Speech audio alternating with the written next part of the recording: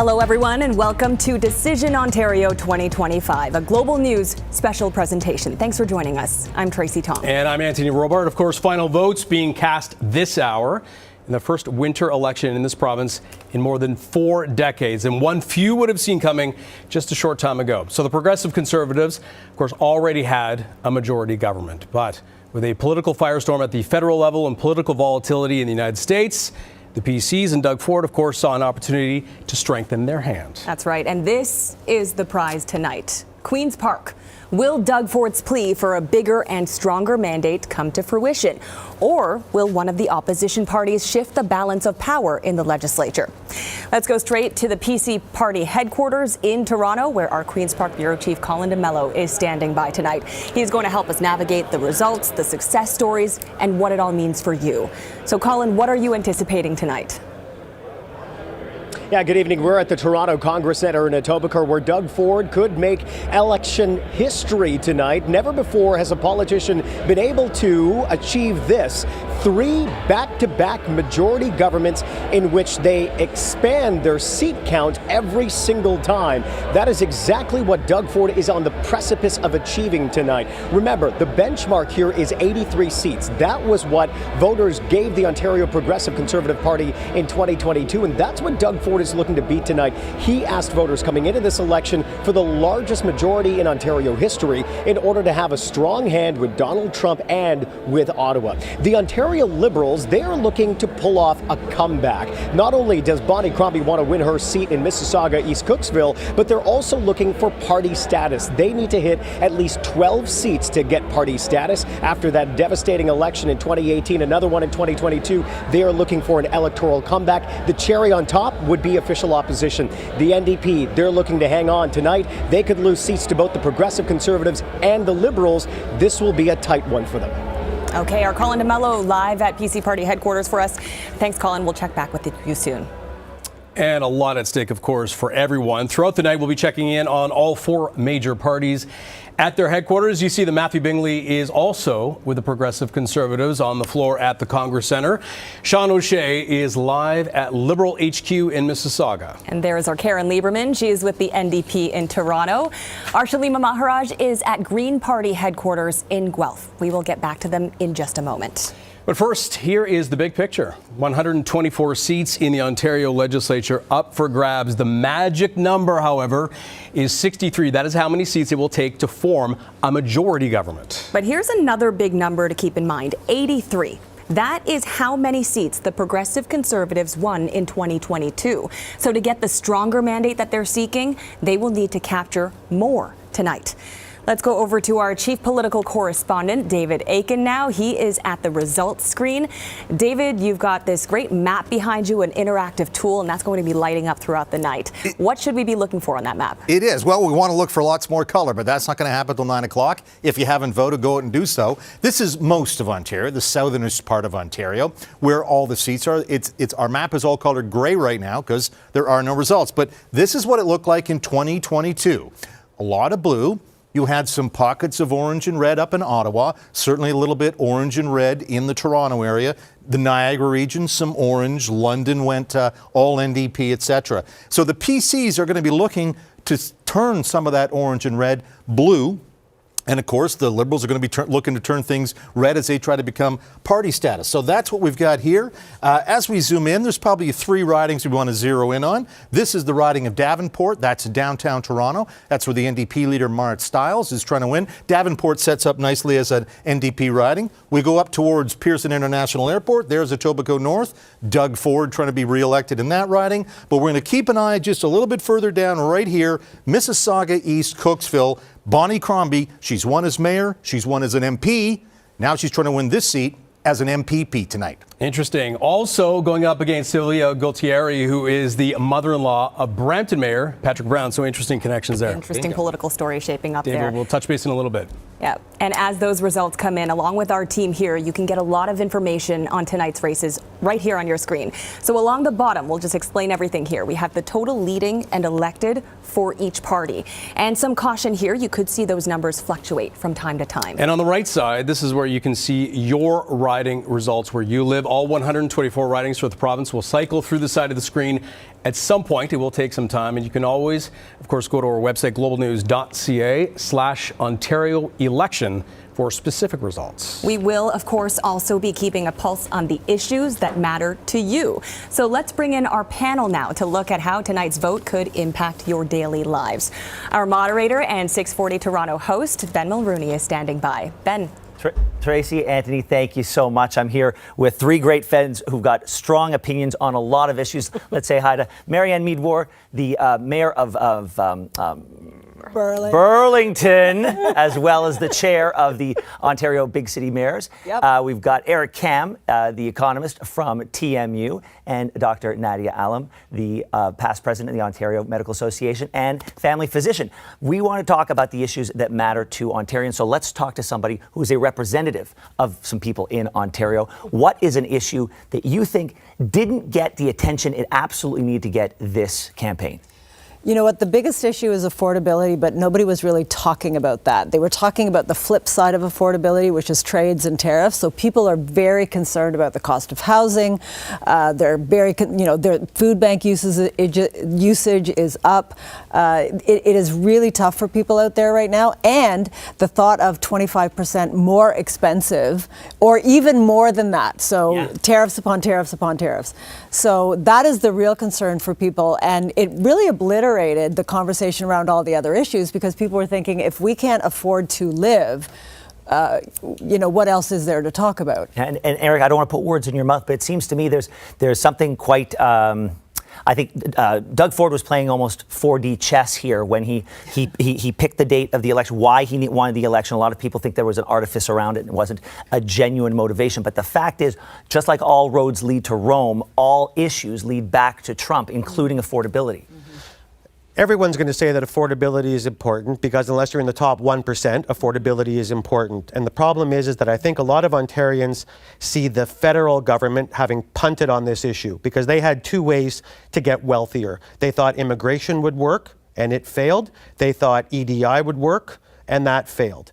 So what are they going to do now provincially is you try to look for the person that you believe who can make me a little bit wealthier. And as much as economics is complicated, it's simple. It's disposable income. It's income minus taxes. Who's going to let the dollars sit in my wallet as opposed to go back to Queen's Park? And I think that people look at the NDP and they see them, frankly, as not relevant as an economic entity. I think they look at the Liberals and they say, now there's a tax and spend crew. So if you take away those two, guess who's left? The Premier of Ontario comes out number one in terms of who do I trust to, in a sense, jumpstart the economy.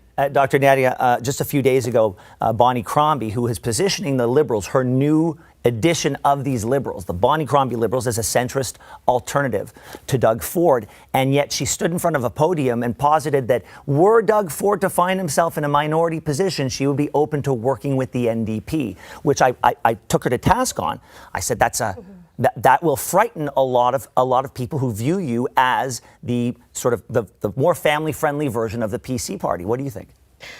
I think I kind of agree with you. I think it was a bit of a strange move. I think it's great that she has a backup plan for if the Liberals can't be a majority, right? Being a minority government, working with the NDP to get the votes in on bills that may be controversial, that's a great backup plan. I'm not sure why she went ahead and said it, because it does make her look weak, unfortunately. Yeah.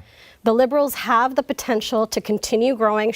They've made great strides. They went from being not party to a party, and hopefully will continue building up and growing stronger to actually become a decent force and a decent voice for Ontario. I don't know that they are, because I agree with you, Eric. They're kind of a tax and spend kind of history that's behind them. Yeah. And I don't think that's what people are looking for anymore. They want a strong person who can stand up to Trump, who can stand up and say, we're going to fix this problem. Yeah. And for better or for worse, right now, that's Doug Ford. And Marianne, tell me if you agree with this. In normal times, in non-Trump times, the NDP would be a real alternative and a real solution for a lot of people on an issue of affordability. But because of the Donald Trump of it all, people are looking to somebody like Doug Ford to solve it on the tariff side. Well, you know, he's done, and the party has done an incredible job of reaching out to the trades, unions. That is starting to pay off here. And when we talk about tax and spend, people never want the government to tax and spend them for something they don't use. But if everyone's losing their job, they're going to be screaming stimulus. Yeah. Well, thank you to the three of you. We've got a lot more conversation coming from here a little bit later. But for now, we're going to throw things back to Tracy and Anthony. Yeah, some really great insights there, and we look forward to hearing from all of you as this night unfolds. Yeah, and certainly a lot of issues weighing on the minds of Ontario voters. And 49 minutes, 25 seconds left until polls close. All right, let's head to the PC headquarters, bring in Colin DeMello, who has followed this government, the last couple of governments, very closely. Colin, so many factors at play. Talk about what led us to today. Yeah, well, listen, it's only been about 2 years and 8 months since Ontarians last headed to the polls. And in the 2022 election, Doug Ford was reelected with a majority mandate even larger than his first mandate in 2018. But this was a really well-known session of the Ontario legislature. That's primarily because of the Greenbelt scandal that really took a lot of support away from the progressive Conservatives, as well as the RCMP investigation. We also saw over the last couple of years 2 new leaders on the provincial scene. But of course, the controversial decision to call a snap election 1 year ahead of time is really what led us to this moment. Here's a look back at the last 2.5 years. In the months after the landslide victory of 2022, Doug Ford sought to make good on a major campaign promise, building 1.5 million homes over the next decade. That pledge was the premise of a major decision to open up portions of Ontario's Greenbelt for development, a decision that came to define Doug Ford's second term in office. We need accountability for the people responsible for this, and if the law was broken, there should be consequences. The Auditor General found developers were given favorable treatment. The Integrity Commissioner found the Housing Minister ignored what was happening under his nose. It led to cabinet resignations, an RCMP investigation, and eventually an apology and a full reversal from Doug Ford. I made a promise to you that I wouldn't touch the Greenbelt. I broke that promise. And for that, I'm very, very sorry. Doug Ford cares more about lining the pockets of a few well-connected, wealthy friends than he does about building homes for real people. The scandal gave rise to Ford's opponents. Marit Stiles became the acclaimed leader of the Ontario NDP. Bonnie Crombie took over the helm of the Ontario Liberals. But at the same time, the Ford government faced tumultuous years. The promised housing didn't materialize. Multiple LRT projects faced delays, cost overruns, and financial struggles. The first LCBO strike in history, all while running the most expensive premier's office, most expensive budget, and growing the debt by $77 billion. Then came the sudden closure of the Ontario Science Centre and the announcement it would move to Ontario Place. But Ford also saw major success with the electric vehicle strategy, luring major companies to set up shop in Ontario, all while working with the federal government to net billions of dollars of investment. In 2024, Ford looked to regain his footing while preparing for a possible early election, fast-tracking access to alcohol in convenience stores, sending checks directly to voters, and new legislation to curb bike lanes and shutter supervised consumption sites. The Liberals and the NDP raced to raise money and nominate candidates, an effort to battle Ford's dominance. They also looked to turn this into a healthcare election, pointing out the lack of family doctors across Ontario. We have the member from Etobicoke Centre with 40,000 people in a riding without a family doctor. But all of that was before Donald Trump. The repeated threat of tariffs turned Ford into Captain Canada. United we stand, divided we fall. Tonight, Ford is asking voters for permission to continue as his opponents look to turn this election into a referendum of 7 years of PC party rule. Of course, the cost of this election, $189 million. Opponents of Doug Ford have said that that was completely unnecessary because they had offered their somewhat unconditional support if they were going to spend tens of billions of dollars to deal with the economic fallout from Donald Trump's tariffs.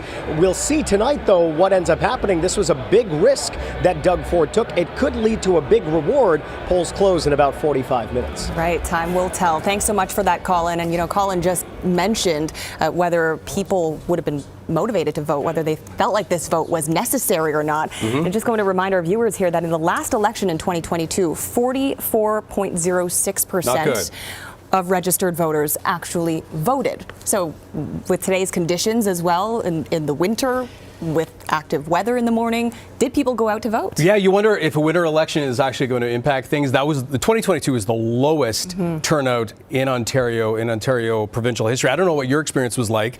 Mine, I went, if this is any indication, by noon today, I asked, how the turnout was. Right. And they said we have already had more people than all of last year. So very interesting. It's going to be interesting to see. I can tell you it was very easy at the polling station that I went to. In and out in a couple of minutes. Yeah. So let's find out how things are playing out in one riding at one polling station. This is Eglinton Lawrence, and this is a fascinating riding. Yep. No incumbent, no Raffet is standing by. So, Nor, what are you seeing?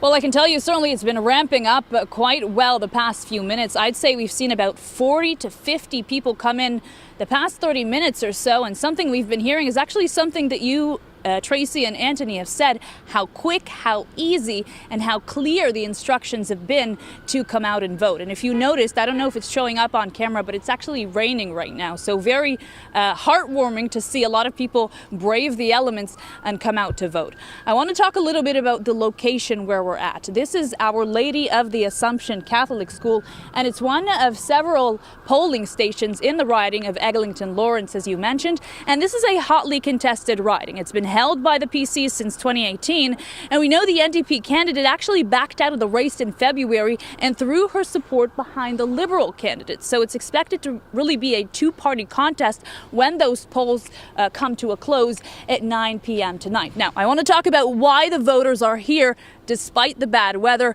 A few minutes before the polls close, we have been talking to all the people that have come through, and they've been telling us all kinds of reasons. We've heard I live across the street. We've heard I forgot and then I remembered. Some people tell us it's their civic duty. Others tell us they just wanted to go for a walk. If there's any reason, taking a walk is a good one. There's no question about it. Noor, thank you so much. And I know I speak to a lot of people as well who go to vote, especially new Canadians, and they're so proud when they have that opportunity. So hopefully there's a good turnout tonight. We'll find out very soon because polls close in about 42 minutes. A lot of people think that this is not only a privilege, it is also a responsibility, right? Hear, hear. So let's go to our Matthew Bingley, who is at PC headquarters. Let's check in with him in terms of how things are looking there. Matt, I know the last time we looked at where you were at, not many people in the room just yet, but I can see the podium there and cameras set up at least. Yeah, that's right. Noor talking about wanting to have some place to go walk. Well, if you wanted to have space to walk, you could really do that anywhere in this room. The doors have been open for about 45 minutes now, and very party faithful, I guess you could say, that are in here. A lot of people wearing the Canada is not for sale merch, the Protect Ontario hoodies, people that you would typically see at some of these events. Just speaking from past experience covering the election here just in 2022, kind of the same turnout. Obviously, a lot of people choosing to watch some of the results come in before they decide to mosey on over. Although I will note that last time there were busloads of people that were showing up very, very early because they wanted to show that support. So unclear at this moment if that is just the state of play here because of obviously a lot of people telling us they had no idea that there was even an election on. So that voter turnout, obviously, something that we're going to be looking at, especially when the voter mandate is something that the PCs have said that they are banking on, that they want to actually make sure that they have the Ontario support behind them before they spend some of this money to defend against these Trump tariffs. Now, I will say, just talking to some of the staffers who have been working on this campaign, a lot of confidence and also a lot of eagerness to just get this over and done with. Again, speaking to that confidence that they think that they're going to go right back into office and continue on where they left off. So I will let you pick up where you left off back at the desk. Well, they had 83 last election. Anything less has to be seen, as Colin mentioned, potentially as a major disappointment. But we have some news. Matthew, thank you so much. We'll touch base in a little bit. Yeah, 4 Toronto ridings have polls that are staying open late. This is developing news from Elections Ontario. This is going to mean that results will be delayed in those ridings as well, in terms of results being released. Those ridings are 41 Humber River, Black Creek. Those results will not be released until at least 8:30, or so that's 10:30 actually. Yeah, 10:30. That's And also Parkdale High Park in the Toronto's West End, 9:30. They are saying the results won't come in. There's a couple more. Also, we're looking at Spadina, Fort York, and York Centre. All in Toronto. That's right. So David Aiken over here to tell us three ridings held by New Democrats. I don't know what that means, and one held by, and I don't know if you saw this when we just came up on that. I had the 2022 results. This is 2022. How tight are those ridings? To go through those ridings, right up there, Humber River, Black Creek, Tom Rakocevic, incumbent. Again, that we'll get results late, so we will not have results at 9 o'clock there. Right next door, York Centre, Michael Kersner is the incumbent. Those are the two up in the north. And then downtown, Spadina, Fort York, Chris Glover is the incumbent there. And Parkdale High Park, where Butila Carpache is not running. She's going to go and try to become an MP. She's going to run in Parkdale High Park in the next federal election.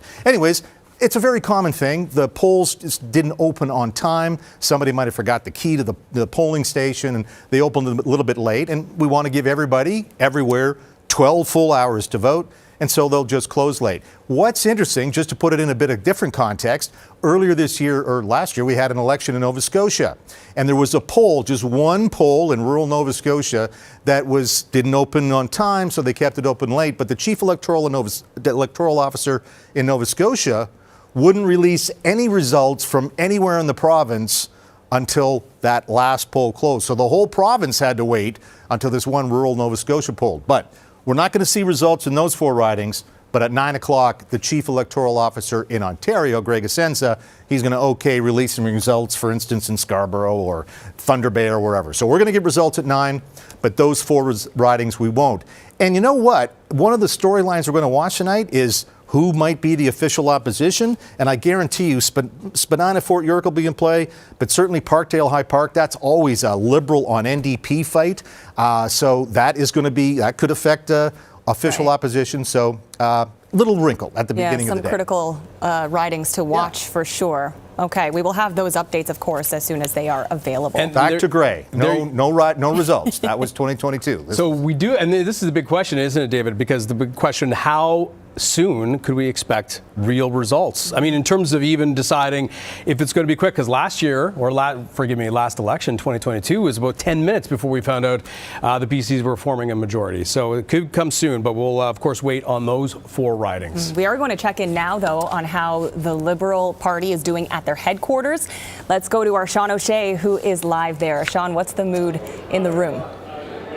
Tracy, I'm coming to you from a very wobbly riser here at the Mississauga Convention Center. Careful. This is Liberal headquarters. Bonnie Crombie is supposed to be here in roughly 7 or 8 minutes. But in the meantime, I have Matt Barnes, who's a campaign spokesman for Liberals. Matt, tell me, what's a good night look like for Bonnie Crombie and the Ontario Liberals tonight? Well, I think winning a strong majority would be a good night, but certainly we're looking at a range of possibilities. What we do know is there's a lot of momentum in the campaign, and we're optimistic. Characterize the campaign, winter campaign, snap election. How did this affect how she campaigned and the party campaigned? Yeah, I think, as you mentioned, it was a snap election that by all accounts was unnecessary and opportunistic, but she's been very focused, and I think we've seen a lot of momentum from Bonnie throughout the campaign. She's had a very focused message on healthcare, and we've seen that resonate. And do you think that was the right message, considering Doug Ford had a very different message? He was focused on Trump. Yeah, I think you're right. I think Bonnie made clear right away that there wasn't a big difference in how they'd approach Trump. They'd both support a Team Canada approach. They'd both make sure our economy was supported. And as we saw throughout the month, tariffs were on, tariffs were off, but one thing remained the same, which is our healthcare system is broken, and Bonnie Crombie is focused on fixing it. But do you think, Matt, she was able to break through to voters, many of whom, probably millions of whom, are concerned about healthcare, being able to break through considering that Trump talk that was constant? Yeah, I'm not going to downplay that. It was certainly difficult just in the the news environment we were in. There's a Trump talk, there's a federal liberal leadership at the moment. I think Doug Ford knew all these things, which is why he called an unnecessary election. But we saw throughout the campaign, at the doors, in the conversations she was having, through all of that, what people are actually concerned about in their day-to-day lives is most certainly issues like healthcare. Matt Barnes, thanks very much. I'll have you stay right there. I'm going to date myself just a little bit and say February elections are pretty rare. I covered one, and that was February the 18th, 1980. That was in southern Alberta when I worked for the Global Station there, and Joe Clark did not win that. Pierre Trudeau, the father of the current Prime Minister, he won that race. Very unusual, very cold, and very difficult to campaign. Send it back to you. I would imagine you're dating yourself, but that's nice. I love the history check. Good stuff, Sean. Thank you so much. Right. And we have some news in terms of the numbers. In terms of voters and how many are turning up on election yet. day. No, not quite yet. We have an update from Elections Ontario, and they're telling us that 4.2 million people have voted as of 7:30 p.m., and this includes the advanced polls as well. Not a bad number when you look at the total for 2022, which was 4.7 Yeah, impressive. million. I mean, overall, and almost 700,000 in terms of advanced voting, which a lot of people question whether there was good or not, but it was only 3 days. But 10.8 million eligible voters in Ontario. Here's and a you're live just look. looking at that polling station there. People still coming in and out, and it's 8:30 p.m. right now, just over half an hour until those polls close. Interesting, too. The highest total for the turnout for the advanced voting was in Parry Sound, Muskoka, which is going to be a bit of a dogfight. Very interesting and tight race there. For the Green Party especially, as they hope to get another MPP. So one of the major stories for tonight, of course, whether the NDP will be able to retain official opposition status. So with that, let's bring in Karen Lieberman to get a sense of the mood right now, because it's going to be challenging. They want to. This would be the third time, Karen, that they would hold the opposition status. The question is, are the Liberals going to take that spot? Yeah, I will tell you that it is eternal optimism here, despite what you just said. Remember, this is the first election campaign for Marit Stiles as the head of the NDP. And so the question is, has her message resonated with voters? She talked a lot about healthcare and education, but also about tariff-proofing the province. I want to introduce you to Jared Walker from the Broadband Institute. And so I got to ask you, did she focus enough, though, on tariff-proofing? And what's the plan? Yeah, I mean, I think when you look at the tariff proofing piece, it really does tie into everything that people are feeling. So people don't feel like the last 7 years of Doug Ford have gotten them anywhere. Everything's more expensive. Healthcare's even worse. The kids' schools are crumbling, and all of those things coming together goes into building a strong workforce that makes people feel like they can stand up against tough times. And people are not feeling that right now. And I think that's the real question when it comes to tariff proofing. It's all of a piece, There's taxing the wealthy. There's a monthly grocery rebate, about $120 for eligible families. But again, I have to ask, is that where people's minds are at right now as we're staring down, the Canada-U.S. situation? I mean, I think we've talked to a million voters, right? We called 1.5 million more, and every time you're at the door, Marit's been in 50 ridings. Everything that people have been saying is it's too expensive. I can't afford my rent. People are talking about, that they have to put back the beef, that they can't afford as many vegetables. Like, these are the issues that people day to day, real people, are focused on, and those are the issues that we've brought to the table. I've heard that Marit has a lot of energy and that she's kept up that energy throughout the campaign. I've heard from people that were on the bus. But there's been a question about name recognition and whether people actually know Marit enough. And what do you think about that? Well, that's why we've hit 50-something ridings, right? When people meet her, they like her. And when people hear that, she's the NDP leader, they already have that baked in, that we're for the little guy, that we fight for everyday people, and that we're on their side. And when they meet Marit, that gets double reinforced. And that's what we've been seeing. Appreciate your time. Thank you. Thanks. All right. And we will be watching what happens here. The music's starting, so it's certainly a celebratory mood right now. We'll see if that keeps up. Back to you. We'll find out soon. Karen, thank you so much. Okay, some more developing news right now. There are more delayed polls. We did report 4 ridings so far. We now know that the riding of King Vaughan will not see results until 11 p.m. So polls will be staying open. And that is where Stephen Lecce is hoping to get reelected. Yep, and in Algoma, Manitoulin, as well as Orléans. All right, Algoma, Manitoulin. So this is, I want to bring in David right now. This is where Michelle Mantha, if I'm not mistaken, is running as an independent, correct? Former NDP MPP. Yes, Michael Mantha is running there, and he was the NDP MPP for ages, but he's running as an independent this time. Why is that? Because he was removed from the caucus by Marit Stiles after a workplace harassment investigation. So that Algoma Manitoulin should not really be, quote, in play. It should be, you know, a pretty safe NDP seat, particularly for Mantha. He's been there a long time, but he's not running. He's running as an independent, and he might siphon off some seats there. What are the other seats that's going to report late? Orleans, that's just on the east side of Ottawa. A francophone riding, heavily francophone riding, very safe Liberal seat. I would suspect that's not going to do anything other than return a Liberal, Orleans. And of course, Stephen Lecce and King Vaughan. I think Lecce can probably count on being returned to King Vaughan, though he's not going to find out now till 11 o'clock. So among, again, the stories we're going to be telling tonight about a possible PC triple majority, a three-peat, or that fight for second place.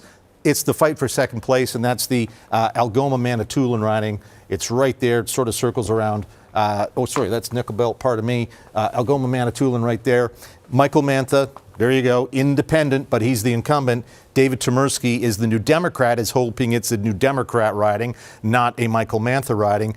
But if votes split between these two, I'll tell you, the PCs have been looking at Northern Ontario, and Bill Rosenberg could take that seat, and I don't think they've had a seat up there in that part of the province since the 80s. David, I want to touch on the other NDP vulnerabilities, and we're looking especially in Windsor, and we're Labour country in many respects, but the Niagara PCs as well. Yeah, PCs have really sort of eaten their lunch, haven't they? The PCs are looking to eat orange lunch. And, you know, in a lot of parts of Western Canada, Manitoba, Alberta, Saskatchewan, it's usually a straight-up blue-orange fight. The Liberal parties don't exist in Saskatchewan, on life support in Manitoba, on life support in Alberta. So in a lot of parts of the country, BC as well, blue-orange. There's voters out there, if it's not New Democrat, it's Conservative, and vice versa. And as you mentioned, there are, as the PCs look to win some things, I'm thinking the 3 seats in London, maybe around Hamilton, Steeltown. Doug Ford's been talking about protecting Ontario workers from those terrible Trump tariffs, and that's all about steel. And then right down here in Niagara. So if I pulled up my roads, let's take a look at a map of Ontario now with our highways. Anybody who's driven Highway 401, what do you have on 401? Nothing but transport trucks filled with goods going back across the border, auto parts, you name it. And Ford has been up and down the 401. He started it down here in Windsor, and all these factory towns, particularly. In fact, in the last day of the campaign, Ford was in London, he was in Hamilton, he was in Breslau, just outside of Kitchener, all factory towns, and he finished the day in Mississauga. Interesting stuff. All right, David, we will watch this closely, and less than a half an hour until polls close. But as we discussed, a number of polling stations will be reporting their results a little bit later because they have to give a little more time, give the full 12 hours. You know, one party we haven't been talking much about is the Green Party. They may not have the biggest number, but they could achieve a number that could make history for that party tonight. We'll see. So they had 2 at dissolution, and they're hoping for at least another one. I mentioned Partisan, Muskoka. That is a possibility for them. Let's head to Green Party headquarters. This is in Guelph, incidentally. Shalima Maharaj has a special guest. So we are here with Green Party leader Mike Schreiner, and of course we're here in Guelph. This is a riding that you have been at the helm of for since 2018. So I want to start off by talking about what the strategy has been really heading into this campaign. Well, our strategy is we obviously want to re-elect our 2 Green MPPs in Guelph and Kitchener, but we want to increase the size of our caucus. We're looking at a number of ridings outside the GTA, like Parry Sound, Muskoka, Wellington, Halton Hills, Bruce Grey Sound, Dufferin, Caledon, where people are saying, you know, we're sick of the Ford government wasting money on the downtown mega spa, the tunnel under the 401, when people in our ridings are looking for homes they can afford, access to health care. They want their kids to learn in schools that are not overcrowded, and they want to protect the people and places they love. That's the message we've been delivering, and we've inspired hundreds of volunteers who are out knocking on doors and making phone calls right now, encouraging people to get out to vote before 9 o'clock. All right, we have to talk about Parry Sound Muskoka. Of course, we were watching that race back in 2022, extremely close, and here we are again. What would a win in Parry Sound Muskoka mean? Well, it'd mean a lot to the Green Party. I mean, obviously, it would be an increase in our caucus, and it just shows the momentum we have with our party growing. We came very close in 2022, and we're hoping to get Matt Richter across the finish line in this election, and that's why there's so many volunteers out right now in Parry Sound Muskoka, making calls, knocking on doors, driving people to the polls, encouraging folks to vote before 9 o'clock. I would be remiss if I didn't ask about this, but you did have a couple of candidates, of course, who did move forward and endorse NDP candidates. They voiced concerns about vote splitting. What did you make of that action? Well, you know what? It was a decision they made on their own. I mean, obviously, I tell people all the time that I'm not our candidate's boss. The people of their riding are their boss. If people in their riding told them that was a decision they wanted to make, so be it. We're excited about the campaign we're running in Kitchener Centre to re-elect Ashland Clancy. Huge momentum. Parry Sound Muskoka, here in Guelph, a whole host of ridings across the province where people want Green MPPs because they know they're going to work hard for them. You've been all around today as well. You've been in Guelph, you've been in Kitchener. Obviously, you've been everywhere on the campaign trail. What are people telling you the most right now? You know what? They're telling us that they want a government that's going to build homes they can afford, fix healthcare, ensure their kids aren't learning in overcrowded classrooms, and protecting the people and places they love, especially our farmland. And that's been a big part of the Ontario Greens message in this campaign. And, you know, we're going to continue to carry that message through to 9 o'clock at Election Day, but after 9 o'clock when we go to Queen's Park and we work hard putting people before politics. All right, long night ahead. Green Party leader Mike Schreiner joining us. Good stuff, Shalima. Thank you so much. All right, our Queen's Park Bureau Chief, Colin DeMello, at the PC Party headquarters. Colin, is that room filling up? And who are you with now? No, the room has not been filling up at all. I mean, it really has been quite surprising to see. You know, this party, though, I will say, has been very focused on getting out the vote, right? Today is the most important day, obviously, for all of these parties because they spent the last 30 days identifying the vote. That means going door to door, knocking on doors, asking people, are you a progressive conservative supporter, liberal, NDP, what have you? And they'll put them down in a column. And so today, an army of volunteers, we've been hearing that they've been bringing in volunteers from all across the country, have been fanning out across the province, right? They will go back to those doors to make sure that either A, they have voted, and if they haven't voted, do they need a drive? Do they need a lift to get down to the polling station in order to cast their ballot? That is a lot of hard work that will come down right to the wire, which is why the Progressive Conservative army of supporters is most likely out there. Same thing with the Liberals, same thing with the NDP. Here's what I've been hearing, though. The Ontario Liberals feel like they could be competitive in between 50 to 30 seats. Doesn't necessarily mean they'll win that, but 15 to 30. Remember, they need 12 for a victory tonight. That'll mean they are finally official party status for the first time since 2018. There's a lot of concern with the NDP because they could lose seats to both the Progressive Conservatives in ridings like Windsor, London, Northern Ontario. Potentially, they're looking at maybe Niagara, maybe Hamilton, and Oshawa. That's another big one. As David had been mentioning, these are big union-friendly towns that really have been endorsing the Progressive Conservatives of late. And, you know, of course, the Ontario Liberals are looking to see if they can have some kind of a resurgence, some kind of a comeback. They're looking very heavily at the Mississaugas to see whether or not only Bonnie Crombie can win her seat, but Bonnie Crombie, remember, she positioned herself as somebody who had a lot of support in that 905 area, as somebody who could potentially, in her words, sweep the 905. She might not take a lot of seats in Brampton, but all eyes are on Mississauga. I'm hearing from the Progressive Conservatives, they believe they could lose maybe 3 to 5 seats, but they're thinking they could pick up 10 to 12 seats. So what is that final number for the PCs? Well, again, it could be anywhere from 85 to 95, although the optimism that we were hearing in the morning has softened a little bit. I'm also hearing from the parties they're fairly optimistic that the voter turnout will be very similar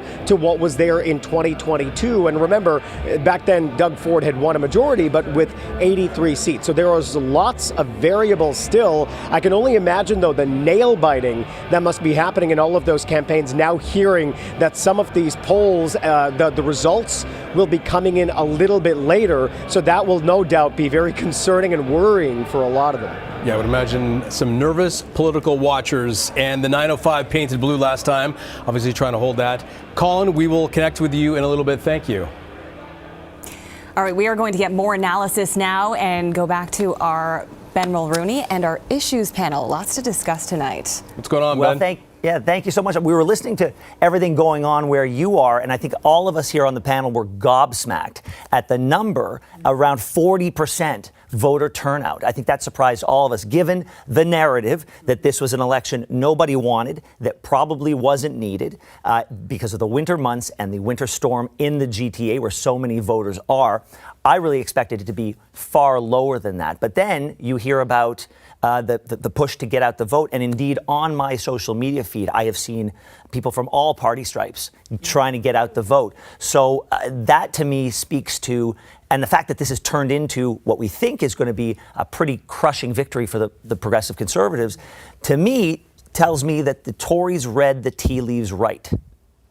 That people are worried. People are really worried about what is coming at them, what's coming next. And so this narrative, and if you can define the single issue first, the narrative of I need 4 years to go toe to toe with this guy who's, the leader of the free world, maybe not for very long though, a free country, but they.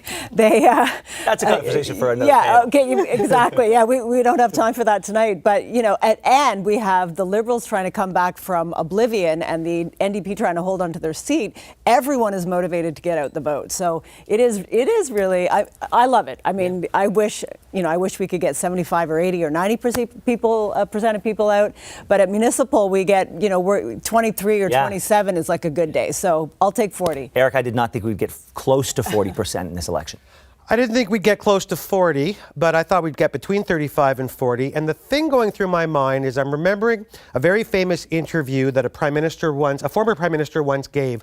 And somebody asked your father, what is it like? It must be horrible to lose an election. And your dad said, don't know, never lost one. There are professional politicians who know how to be politicians, and they know how to win. They do nothing but win. Your father won, and Premier Ford didn't get to be premier by being stupid. Yeah. Maybe he guessed right, but it doesn't matter because sometimes luck is better than skill. He's the premier and he's going to stay the premier. Yeah.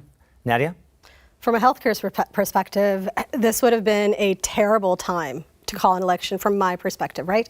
He alienated the doctors by walking away from negotiations in the past. Then he alienated the nurses by capping their salaries or any potential raises for their salaries. This was pre-pandemic. And then during the pandemic, it was a bit of a gong show, where at points he was doing great, at points he was alienating the Ontario Science Table for COVID-19, and then afterwards he introduced Bill 7 and alienated patients by forcing them, if they were ready for long-term care, to choose long-term care rather than stay in hospital, any long-term care in the province, right, which is difficult for patients. So I have to admit, I am completely shocked, given that healthcare is one of the top priorities for Ontarians, that we may be heading for a PC majority. But if we head for a PC, but isn't that the electorate saying you get a reset? Mm-hmm. You progressive Conservatives, you get a reset. You have been judged, and you have not been judged lacking. Mm-hmm. We are going to entrust you with another majority, and the pandemic, we've moved past that. Almost in the same way that with Donald Trump, they said all the ills against you, we are not looking at those. All those knocks against you, that doesn't matter. You get a clean slate. You're president again. So you're saying that with the $1.8 billion that he's just promised just before calling the election, hopefully he's going to fix hallway medicine. I think everybody wants hallway medicine fixed. Whoever won, we want hallway medicine fixed. I think either we are right, you are right, or maybe the premier also just looked into his lens and he saw what the Liberals and the NDP and the Green Party were offering, and he said, I don't know how popular I am, but I know I'm more popular than these three. And again, better to be lucky than good sometimes.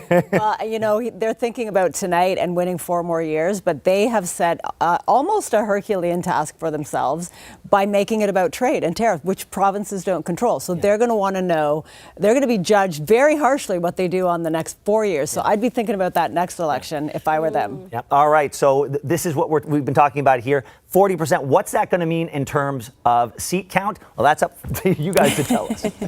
Yeah, and we know that people have been going out to vote. Thanks for that, Ben. Again, that number that we're looking at in terms of voter turnout as of 7:30 p.m. was 4.8 2 million voters. Not a bad that number. Not bad. Actually, Overall. a little bit surprising, honestly. Yeah. But We'll the big question is what voters had in mind when they were at the ballot box, right? What the ballot box question would have been. Is it tariffs? Is it health care? And interestingly enough, in this short election campaign, there wasn't that much time to put together a fully costed platform. The Greens were the first to put it out. The Liberals and NDP put theirs out the Friday before Election Day. We just found out the PC and then the platform, PCs, after advanced polling had already finished. Yeah, and the other thing that, and they were talking about as well, healthcare. That was earlier on in the campaign. An Ipsos poll showed healthcare was, perhaps no surprise, the number one issue in this province. And the Liberals were the best party to manage that issue. Is that going to translate into votes, seats? We'll see. Yeah. Speaking of Ipsos, this was the numbers overall. All right, this was done exclusively for Global News, released yesterday. So very late, right up to the moment. Shows the PC's very commanding lead, of course, at 48%. The Liberals, 28% support. That puts them, at least according to this, the official opposition status, pulling away from the NDP, which holds that at 16%. Our David Aiken and Daryl Bricker are on standby talking about this path to power and what it looks like. Guys. Yeah, really the path to history for the PCs. Daryl Bricker of Ipsos, the man himself, looking at those numbers are very good, obviously, for the PCs and better than they were in 2022. Yeah, certainly better than they were then. And this would be one of those rare occasions in which a political party, particularly at this time, actually improves its majority. Yeah, and that hardly happens. So let's look at that path to power. What I'm going to do, this is 2022. This is 2022, folks. It says so somewhere. 83, that's what the PCs won last time, 83. So where might be some seats that the PCs can pick up? And it depends on the ballot question. Probably not a place where it's healthcare, but probably a place where private sector unionized workers are working, concerned about tariff threats. Northern Ontario, forestry, mining, private sector workers. So what I've got here is a tool. Keep an eye on your 83 up there. Thunder Bay Rainy River, or Thunder Bay Superior North. The PCs have a good candidate there. It's the mayor of Marathon, Rick Dumas. Marathon right there. It was a three-way race last time. I'm going to put Thunder Bay Superior North in the PC column. We talked about Algoma, Manitoulin, possible vote split there. Now they're down to 85. And now, Daryl, you've got a few ridings in what I'll call the Rust Belt in Southern Ontario. Why don't we run through a couple of those, and we're going to go and put those in the PC column. Well, David, why don't we go to the border first? Okay, that's where this has been all about, the border. Yes, tariffs. Yep. Where do we expect that the Tories are going to pick up seats tonight?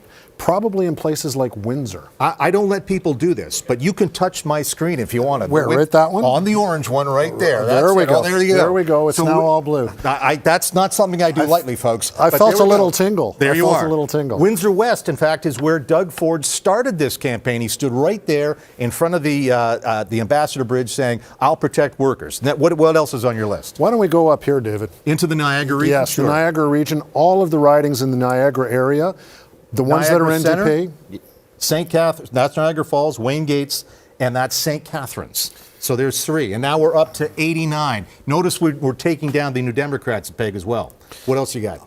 I'm going to say in London. Okay. All three or just... well, right now we're looking at London Fanshawe and London North Centre. London Fanshawe, that's the one on the east side, and London North Centre, the home of Western University. London North Centre, although London North Centre is Liberal federally, Fanshawe is New Democrat federally. But and you can also add in London West. We think that might potentially be one that's up. And again, what do we say about the 401 going right down? Now the PCs are at 92. And you've heard Colin saying that the PCs are telling him 85 to 95.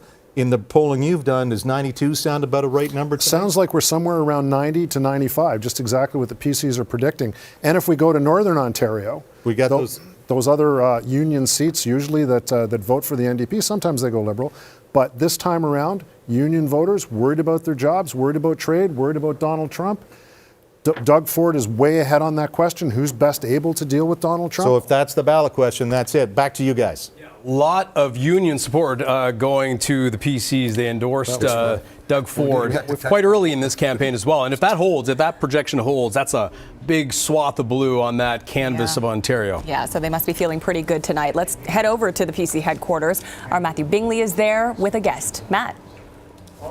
Yeah, that's right. And actually, I'm joined here by Larissa Waller, former Director of Communications for the Ford government. And Larissa, let's just start off with the whole reason why we're here. You see it right behind us, Protect Ontario, but also pushing back against the Donald Trump administration. Very quick campaign and even the lead up to it. Was that enough time to connect with voters and actually let them know of really what's at stake and what Ontario can do to push back? Yeah, I think that this sort of whole news cycle around the tariffs and around Trump and his target on Canada, it's dominating the news. You can't turn on the television, you can't get online without seeing that Donald Trump is coming for Canada and he's coming for Ontario. So I don't think that there was sort of a hurdle for the Premier to overcome in letting Ontarians know what's at stake. I think he was right to call the election to say to voters, hey voters, give me the same 4-year mandate just about that Donald Trump has. So for his 4 years, you know that I'm going to be here to protect Ontario. And I think that he's done that pretty successfully. Just even though obviously that sucks up so much oxygen. We were even hearing about people that had no idea there was an election on because they're just so focused on south of the border. Do you think there was enough time to actually let people know that, obviously because of this sped up timeline, that there is actually an election going on? That's honestly a challenge every election period. There's kind of two types of elections in Canada and probably around the world: change elections and status quo elections. This feels more like a status quo election, and status quo elections include a bit of a barrier of letting people know there's actually an election happening.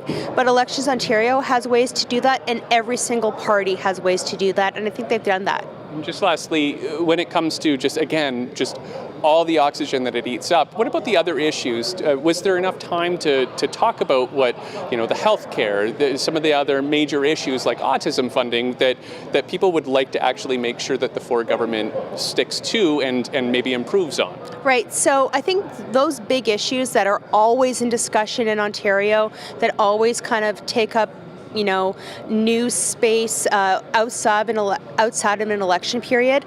Ford's whole point is that we need a strong economy to pay for those things, to pay for healthcare, to pay for education, and I don't want to get lost that he has spent more money than any other government in history on healthcare and education. But for all those things to work, we need an economy that works to pay for it. And I think that's his whole premise of, I have to protect Ontario's economy. I have to have a plan if these tariffs are going to come in, that we can still have a way to pay for healthcare and education. Again, I think he's done that.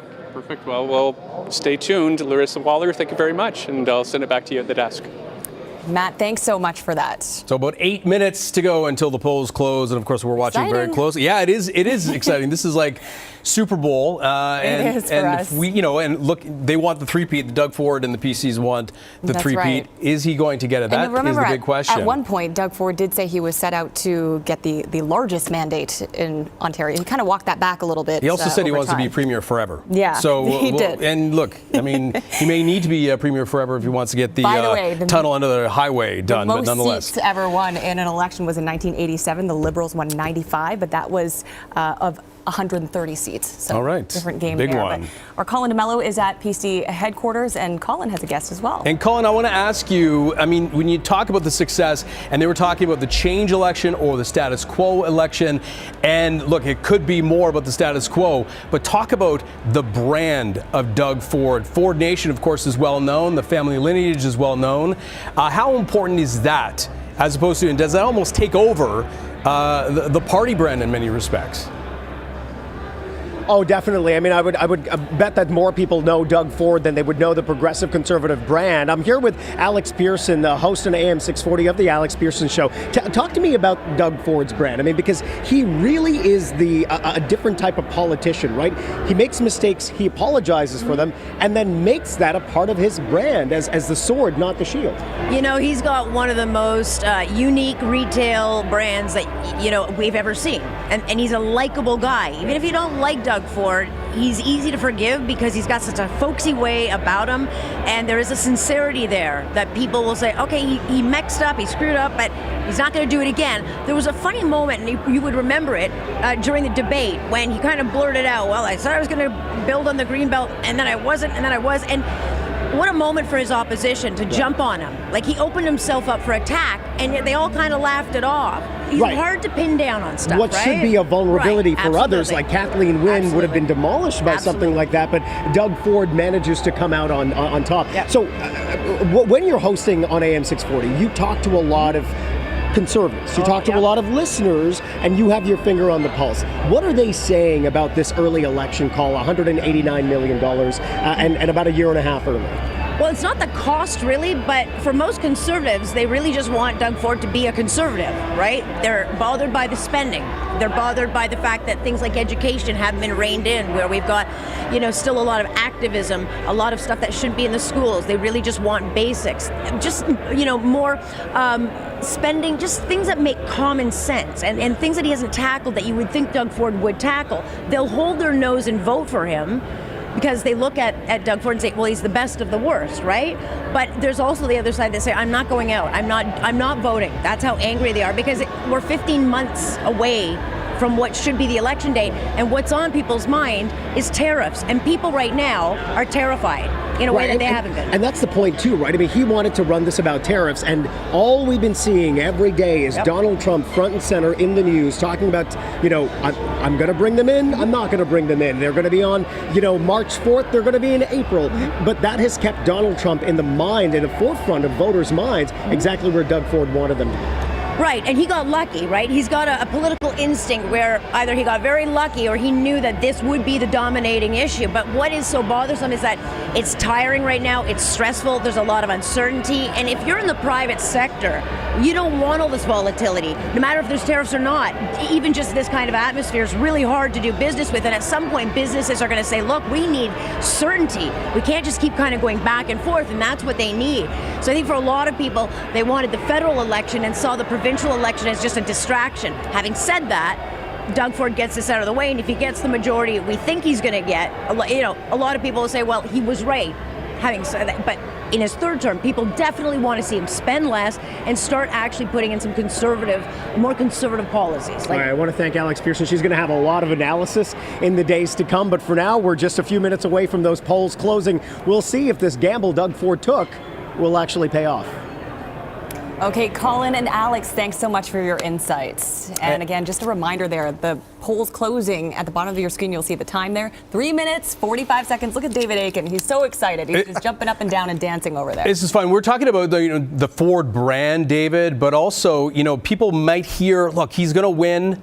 Let's not bother to go to vote. But at the same time, I've spoken to a lot of people where it galvanizes the anyone but Doug Ford vote. Mm-hmm. Yeah, it does. And what I just did the path to history for the PCs a minute ago. I want to use the same prediction tool I've got to walk through how do the Liberals, who've done terribly in the last two elections, how do they become a political party? That is really first and foremost of their goal. Remember, in 2018, Kathleen Wynne left them with 7 seats. And then Stephen Del Duca could only win 8. Well, they start tonight with 9. Why? Because Karen McCrimmon won a by-election up in Canada Carleton. So 9. Now you need 12. What is the most likely things I think for the Liberals are going for? Places they know they can win.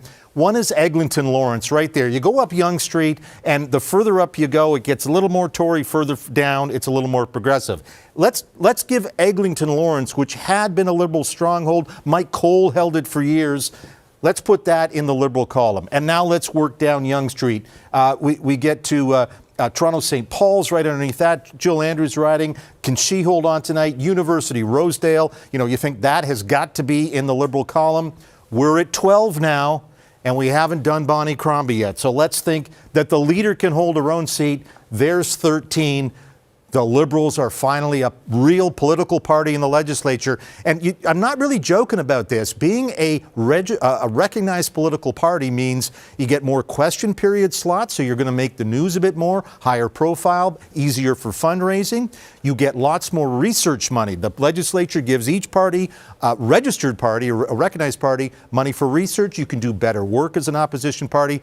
It's a real thing if you are not a recognized party. And that's how the Liberals, just with those, can become a recognized party. And that would be a success for them tonight, even if they don't knock off the PCs, which I don't think anybody thinks they will. David, 30 seconds, but is this going to be decided? All right, I was going to ask if this is going to be decided with the Greater Toronto area. Is that basically where it's all going to come down to tonight? No, I don't think it is. It usually does in Ontario elections. Let me get rid of my little my tool here. We talked about the Golden Horseshoe, those ridings in Hamilton, and I'm going back to 2022 now, Niagara, Hamilton, London, Windsor. These are NDP seats that I think the NDP are going to be hard-pressed to defend. So the GTA, it's going to be blue, quite likely. I don't see a lot of change in York and Peel and Halton, but I do see some things in Hamilton, in Kitchener, in London, in Windsor. And then Daryl Brooker and I were talking about this earlier today, is let's not forget Northern Ontario. 1, 2, 3, 4, 5, 6, 7, 8. Like there's 10 seats up there. And you could see a considerable part of this part of our great, beautiful province turn blue. Again, NDP seats, which may not survive the night in the NDP column, taken out by the Blues. I think that's a new thing in our politics. Blue-orange switchers, blue-orange switchers. That's something I'm going to be watching as we start crunching the numbers and see which way this thing goes. You touched on the Windsor area. Last time, if I'm not mistaken, there were 2 seats where one was more than 60 years, one was 93 years before it was a PC. Yeah, there's a couple of seats like that in Ontario that could go where we've never seen them go. Big flip. All right, we'll keep an eye on that. Polls are closing right now, but before we go to some results, and we'll have those coming in, of course, everyone is watching the results come in. And here is Liberal leader Bonnie Crombie, along with, I believe that's her son. She has 2 sons and a daughter, and they are at their watch party. So we could find out the results very soon. Bonnie Crombie is, of course, in Mississauga tonight, watching with her team and her family. Hoping not just to get a seat, but, of course, hoping that this party will become an official party. Well, this snap winter election is now coming to an end. The polls in this province have closed. That's right. So we expect in moments, perhaps, we could know who will form the next government and take the top job at Queen's Park. You are watching Decision Ontario on Global News. Don't go anywhere.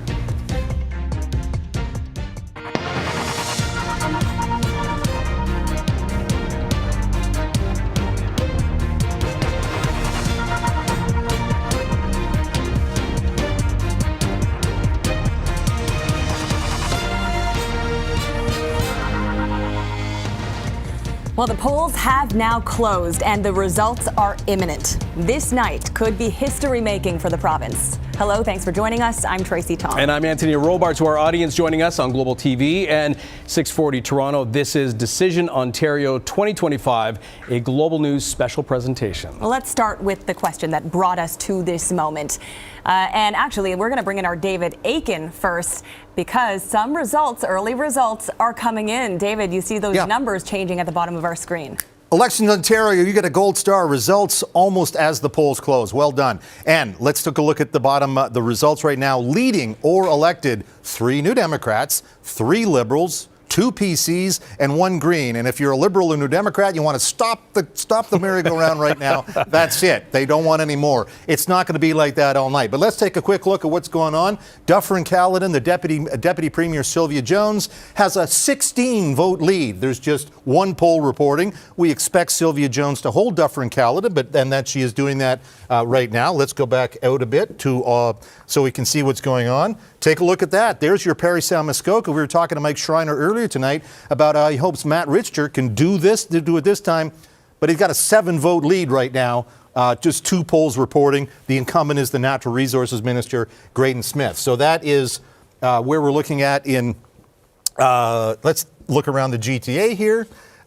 Here's a big wraparound riding, Flamborough-Glanbrook, where Donna Skelly, the former broadcaster, is the incumbent, and she's trailing right now the Liberal Joshua Bell, only by 21 votes and 6 polls reporting. So we've got a few little bits in. Well done, Elections Ontario. Now we look again. 5 the Liberals are leading or elected in. Remember, they only won 8 last time, so they're well on their way to doing much better. NDP at 3, PCs at 2, and the Greens at 2. And I don't think that one of those Green ridings, let's see where we're at. One of those Green ridings is not Mike Schreiner's riding. They're leading in Parry-Sound-Muskoka and leading in Kitchener Centre. Kitchener Centre was also the riding they won in a by-election. So they haven't, there's Schreiner's riding. Yep, Mike Schreiner's riding right there. We got some more results. And now things are starting to gel in the way we kind of thought. You can see the PCs leading or elected in 19. Liberals and the Democrats tied. Greens in third. This kind of ratio, probably where we're likely headed. But anyways, I want to say once again, Elections Ontario, way to go. Way to get those tabular. But still early. Those are the numbers you see at the bottom, 19, 6, 6, and 3, leading. Or, I don't know if you can say even elected at this point because the polls are still coming in. Probably not elected, no, just leading, yeah, for sure. Let's bring in Colin DeMello, who's at PC Party headquarters in Toronto. I mean, you look at the number right now, it's still very early, Colin. The 19, you would assume the PCs would be happy. They're trying to get a much higher number than that, though. Yeah, but this is exactly what we've been seeing throughout the public opinion polling right through this entire election, right? A massive lead for the Progressive Conservatives and really a split between the Greens, the NDP and the Ontario Liberals. And as we see them kind of switch places back and forth tonight, that will be the main question. Is this a race for second place and who will come out on top? Will it be the Ontario Liberals who will form the official opposition? Will they have some kind of a comeback in relative terms for them?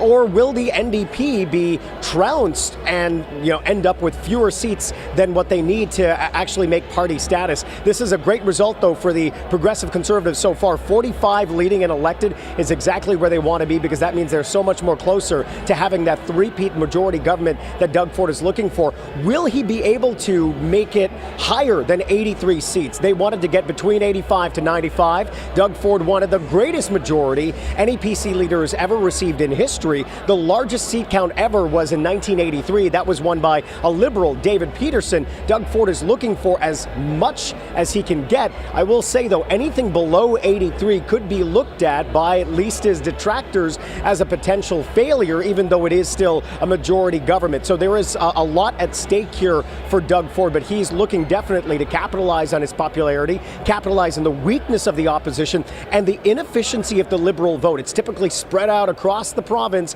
but it's not necessarily concentrated in ridings. The NDP, their vote, typically concentrated in a few ridings somewhere in the Windsor, Hamilton, Niagara area, as well as in downtown Toronto. That could give them the edge. I've been hearing from some Progressive Conservatives, though, who have been saying they're not seeing those even vote splits in ridings. And when there are vote splits, that's when the PCs come out through the middle. So this could be a tougher fight for the Progressive Conservatives than in elections past. Yeah, they may have two strong opposition parties the way it looks with the NDP and Liberals fighting it out right now for second spot.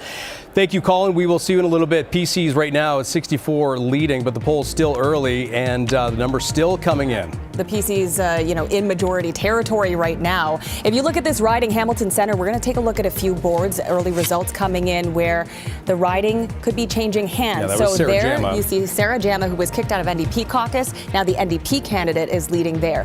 Here's Hamilton Mountain. We are looking at the PC candidate in the lead. And Markham Unionville. PC's in the lead in this one. Billy Pang taking the spot, but of course still early with only 41 vote difference at this point. But you see the big number at the bottom of the screen, 73. Remember last time they had 83, so they are inching very close. Donna Skelly, PC's in Flamborough Glanbrook, taking the lead in this one. These are the ones that are changing hands right now. Still early, but pretty strong lead for Donna Skelly. Yeah, our David Aiken is standing by at his interactive fun board. David, those colors are changing on your board as well. They are, and you're right to point out, Tracy, the PC's leading now at 73. I don't think we've projected anybody to be elected, so these are all leading right now, leading in 74 ridings. That's well above the 63-seat benchmark you need for a majority. The NDP is still holding on as the official opposition, but the Liberals have got to be pretty pleased. At 16 seats where they're leading, that's double what they won last time around. And so I thought what I'd do with this board, one of the great things, we've got the 2022 results. Let's see how they map onto 2025. This is tonight. This is right now, the results as we see. Here's 2022. Just a little bit of red. 2025. Let me do that again. 2022, right there, and 2025. So where have some of the pickups been? Well, they're starting to do what Liberals sort of do. Toronto is coming into play. We talked about Eglinton Lawrence. Sure enough, that's a sort of a must-have Liberal seat. It was the second closest race last time. Vince Gasparo right now has a 118-vote lead over Michelle Cooper. She's been a party executive director. 10 polls reporting of 76. So still early. It's just a 118 vote lead, 49-47. Again, this was very close last time. It's going to be close, I think, again tonight. But it's the kind of riding the Liberals have to win. We talked about going down Yonge Street. There's Toronto St. Paul's. Stephanie Smythe, the former broadcaster, trying to become a politician. And right now she's well up on the incumbent, Jill Andrew, in Toronto St. Paul's. We have 9 polls reporting in Toronto St. Paul's. At Etobicoke Lakeshore, we have a rematch here. Lee Fairclough up against Christine Hogarth. Hogarth won 4 years ago. Right now, Lee Fairclough is up by 1,200 votes in Etobicoke Lakeshore. That was the third or fourth closest race last time around. So the Liberals are leading right now in the close ones they lost last time. And they have to do that if they want to become a party. But it's just really a hill of beans because the NDP is still the opposition, although a much diminished one, and the PCs have 76. Now, as we look on the map again, we want to remind folks that we do not have a result in King Vaughan. That's King Vaughan right here. That will come in at 11 o'clock. The polls opened late, they're going to close late. So that's Stephen Lecce's riding. We also met Tom Rakosovic is trying to repeat in Humber River. That riding is going to report late. Right next door, York Centre, also reporting late. And we go down Parkdale High Park and Spadina Fort York, also reporting late. And if we zoom way out, we got a couple other ridings. Algoma, Manitoulin, we won't hear anything until 9:30. Orleans out by Ottawa, also reporting late. I do want to check in though on one little race. This is not something we've been told is reporting late. This is colored gray because it's an independent. Do we have an independent on the board? We do, and there it is. Haldeman Norfolk, Bobby Ann Brady, the one independent elected last time, is leading in Haldeman Norfolk. Interesting stuff. All right, David, thank you so much. And now we have to pause because we have some very important news and we are prepared to make a call.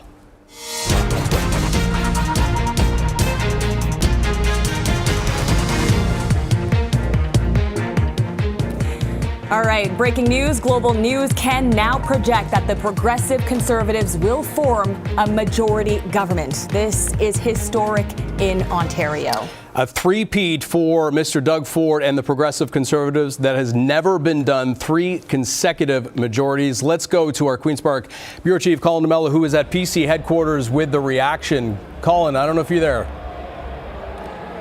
Well, there's been a lot of excitement in this crowd so far, seeing now that Doug Ford has been reelected not only as the majority government coming back to Queen's Park for a third straight time as a majority leader, but this crowd also went wild when they saw Doug Ford on the screen here. They also went a bit nuts when they saw that currently Bonnie Crombie in Mississauga might not be doing as well, but again, these numbers are still coming in. The one thing I do think is interesting is we saw a glut of numbers come in. We saw the PCs lurch ahead in terms of seat count, but they've been hovering at leading or elected at 77, right? Remember, Doug Ford had wanted a majority, a huge seat count in the Ontario legislature because he believed that would give him a stronger voice to deal with tariffs, to deal with Trump, and to deal, of course, with Ottawa. But the big question is what now changes for Doug Ford? He had a majority coming into this fight with Donald Trump. He will continue to have this majority. Now all eyes will be on Doug Ford and his government to see how they respond over the next few days, not weeks, days, because remember, Donald Trump has said that tariffs will be coming into effect on March 4th. That is next week. And Doug Ford has said that he'd be willing to spend tens of billions of dollars in order to get Ontario's economy out of jeopardy. He has promised about $20 billion in spending, a lot of that going to businesses big and large to help them get through it. But as you can hear here, those are tomorrow's problems. The crowd is really excited about what's happening here right now. Global News projecting Doug Ford will win another majority government. The Progressive Conservatives going back to Queen's Park with another majority, a three-peat, something that hasn't happened in Ontario in a long time. Yeah, very excited crowd there for sure, and with good reason. Those numbers still coming in, of course. If you take a look at the bottom of your screen, those numbers have been changing. The PC is now leading or elected in 77 ridings, the NDP at 22, the Liberals with 15, the Greens at 2, and we have 1 for other or independent. I mean, you look at the big winner, I think, in many respects, I mean, you have to say that Doug Ford and the PC is the winner for winning another government. However, the Liberals, at least at this point, David, they are considered an official party if they hold on to that number of seats. The NDP lower than it was last time, so they have to be a little disappointed. I think this is sort of sour results, I think, for three parties, if you will. Yeah. For the and peace. David, let's just take a look there. Was that Doug Ford That was Doug. watching? If we can get that video back, Doug Ford is watching the results come if he's in. nervous. His family there. His wife and daughter, I believe that's next to him. So he seems really focused. Well, He's not 70's celebrating pretty zeroed just in yet, on things. Maybe he's watching a hockey game. And I maybe mean, not who knows, celebrating right? just yet because Yeah, it's at still early. dissolution, they had 79 seats. They're not quite at that number just yet. And at 83 at the last election. Yeah, they wanted more. Whether they're going to get is the big question. The NDP looks like they are climbing a little bit, coming back at least close to what they were last time. And as we have that number 75 in your head, I want to remind people King Vaughan has not reported. That's almost certain to be the 76th seat as well. York Centre also likely to go PC, so 77. Real quick, the Greens went up to 3. That's significant. Well, and I think if I can just pop up the board here, guys, if you want to move away from Premier Ford, we got a check mark right there beside the Green leader, Mike Schreiner. Yeah. Mike Schreiner, we're projecting elected in Guelph. That is his third time around. Yeah, 2018 was the first time for him. There you go. So I happen to be in Guelph today. That's where I stay when I'm in the Toronto area. David, just it's where I grew hold up. that thought there. Our Colin DeMello is standing by as well. Colin, is Doug Ford in the building? Where is his watch party? Well, his watch party somewhere in Etobicoke. I mean, typically they do it at their own home, but we're expecting Doug Ford to be here at about 10 o'clock tonight to give his speech. I mean, there is a big backdrop here that says "Protect Ontario." That really has been what Doug Ford's mantra has been throughout this entire campaign, and that's exactly what we're expecting him to hear tonight, right? Much of what we've been hearing on this campaign trail, that he is willing to kind of put on that Captain Canada persona. He's willing to play beyond provincial politics and really do whatever it takes to protect manufacturing jobs, to protect any industry that's really impacted. And the worry in Ontario is acute. There are businesses that are looking south of the border to potentially move their entire business to the United States, relocate their headquarters potentially because of those tariff threats. The one thing Doug Ford is worried about is the electric vehicle manufacturing supply chain. There has Ontario and Canada have invested billions of dollars into that. If those companies start to pick up stakes and move down to the U.S., Ontario is in big trouble. So that's what we're expecting to hear tonight. A lot of jubilance from Doug Ford, but also, this concern from Doug Ford about what's going to happen with Donald Trump and wanting to protect Ontario. All right, Colin, thanks for that breakdown. And that room must be getting pretty excited right now. Yeah, you'd assume so, but it could be a relatively early night. I remember last time in 2022, things wrapped up quickly. It was pretty much expected that they were going to win, and here they have won another majority government. But the numbers continue to change. 75 for the PCs. They are hoping to get 83 at the very least, which is what they had at the last election. So they want a stronger mandate. They are looking, there you see the number just jumping to 76. Right, and the NDP as well. You're looking at leading or elected in 24 at the moment. Here's a look at the popular vote. And you'll see that the PC Party of Ontario is at 44%, the Liberal Party at almost 30%, and then the NDP in third at 17.9. Sorry to cut you off. It's interesting as well because you look at 29, almost 30% for the Liberal Party, but it's only reflecting in the 14 in terms of seat count at this point. But that is the first past the post system that we have. The popular vote doesn't translate necessarily into the seat count, right? Yeah, and you wonder, a lot of people were wondering, was this election necessary? You look at the numbers, apart from the Liberals at least getting up to certainly official party status and more than they had last time. Did anything really change? A lot of people are going to be asking that question. Yeah. Our Matthew Bingley is on the floor at the PC Party headquarters tonight. Matt, who are you talking to? Well, right now we're just actually getting a vibe from the crowd, all of whom, as they enter here, they're being given these Canada is not for sale hat, Protect Ontario PC branded hats. As you hear them hoop and holler as some of these results come in favoring the PC candidates. One of the biggest cheers just came a short time ago for that neck-and-neck race we're now seeing where Bonnie Crombie is fighting it out with Sylvia Galtieri in Mississauga, trying to establish herself, and right now the PC candidate ahead, so a lot of interest in that. But, as we're watching this, I know Doug Ford, watching at a nearby hotel, his campaign says to me, just obviously very interested, especially wanting to know if the Liberal candidate, Liberal leader, will be someone who will actually get a seat in this election. Obviously, a lot of people who were hanging out in the wings now coming into the main room as they see some of these results coming through. I'll send it back to you. Matthew, thank you so much. So obviously, celebratory situation going on in PC headquarters. All right, so let's do some big news certainly for NDP leader Marit Stiles. As you see, the seat count, 24 right now, leading. It's still relatively early, but big news for her personally. That's right. Here in the riding of Davenport, Marit Stiles has been elected, so she's taking that riding, 53.7%, a huge lead over the Liberal candidate there. And the other question mark, and Matthew brought this up, and I want to bring in David right now to look at how Bonnie Crombie is doing, because she's trying to get this seat. It went blue last time, and it was an independent. Actually, I'm going to jump in. Do we have time for David? All right, we're going to bring in Karen right now for reaction to NDP leader Marit Stiles being reelected in her riding, and also just overall results. What's the feeling right there? Yeah, you could probably hear it behind me. That's when we start to put on these headphones, because we can't hear ourselves speak, because there is a lot of excitement in the air. There's been a lot of anticipation and a lot of questions leading up to today, given the fact that some of the polling numbers leading up to Election Day were really not looking like they were in Marit Stiles' favor. There were questions about, this was her first election campaign. Was she the right person to lead the party to today? And in fact, of course, as you've now established, there's a lot of celebration. People are feeling very hopeful, very optimistic about how the party is going to fare tonight. And we're going to continue to follow it and see what else she can pick up. A lot of her focus was on some of those blue and orange ridings. So we'll have to see if they can maintain some of those NDP strongholds tonight. Okay, Karen, thank you so much for that. And let's take a look at Bonnie Crombie's riding right now.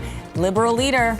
Not looking great for her. This is Mississauga East, Cooksville, of course, where she is trying to take the seat. She's running actually against the PC candidate, who is the mother-in-law of Patrick Brown, the mayor of Brampton. Really interesting family story there. So 1,600 vote lead right now for the PC candidate over the Liberal leader, Bonnie Crombie. This is definitely a tight riding. I want to bring in David Aiken right now. Okay, we're not ready for David, but it's interesting as well, because last time the Liberal leader, Stephen Del Duca, did not win his seat. He resigned that position. The question is, how much of a leash will the party give? I mean, you would hope, she certainly hopes that the party, that she will be elected in this riding, but it is a very tight. Let's bring in Sean O'Shea right now. It has not been called yet, by the way. No, it's still very early. This has not been called. It is still early. 27 polls of, I think, 64 reporting. I would imagine some nervous people right now. I bet. Sean, how is the feeling in there? Well, you guys are right. You have to wait till all the votes are counted, practically speaking. Bonnie Crombie is about 50 meters from where we are on the riser here at the Mississauga Convention Center. She's in watching the results come in now with her two sons and with other supporters here. She clearly cannot be pleased about the possibility that she may not win a seat here, considering the party at this point appears to be doing much better. I was at Liberal headquarters in 2022 when Stephen Del Duca did not win his own seat. He left very quickly and soon after that resigned. So it is very tough for a leader. Now, she's been leader for over a year. The expectation was that she was going to come in, do better, that she would hope, of course, to win a seat, because a political leader can't do all that much, can't really be effective in the legislature because you don't have a seat. So winning a seat is critical for her tonight. Again, the votes have not all been counted, but there's got to be a lot of concern that she may not win this seat, even though her party appears to be doing better on the tote board here. So we're going to have to wait and see on that.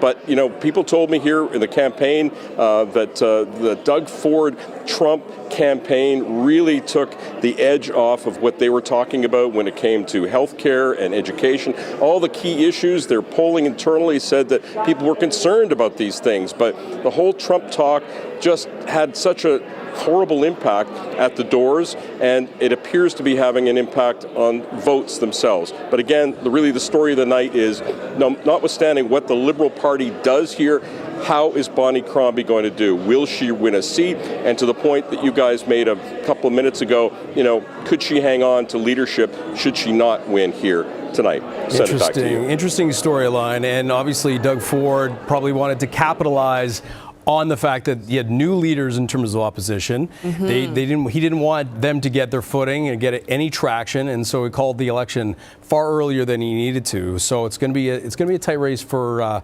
not just for the Liberal Party to become potentially the opposition, but for Bonnie Crombie. That is a lot of nervous people right now. But you see the seat count right now, Liberals have actually gone down 13. That's right. Yeah, they've gone down to 13. The NDP holding at 24.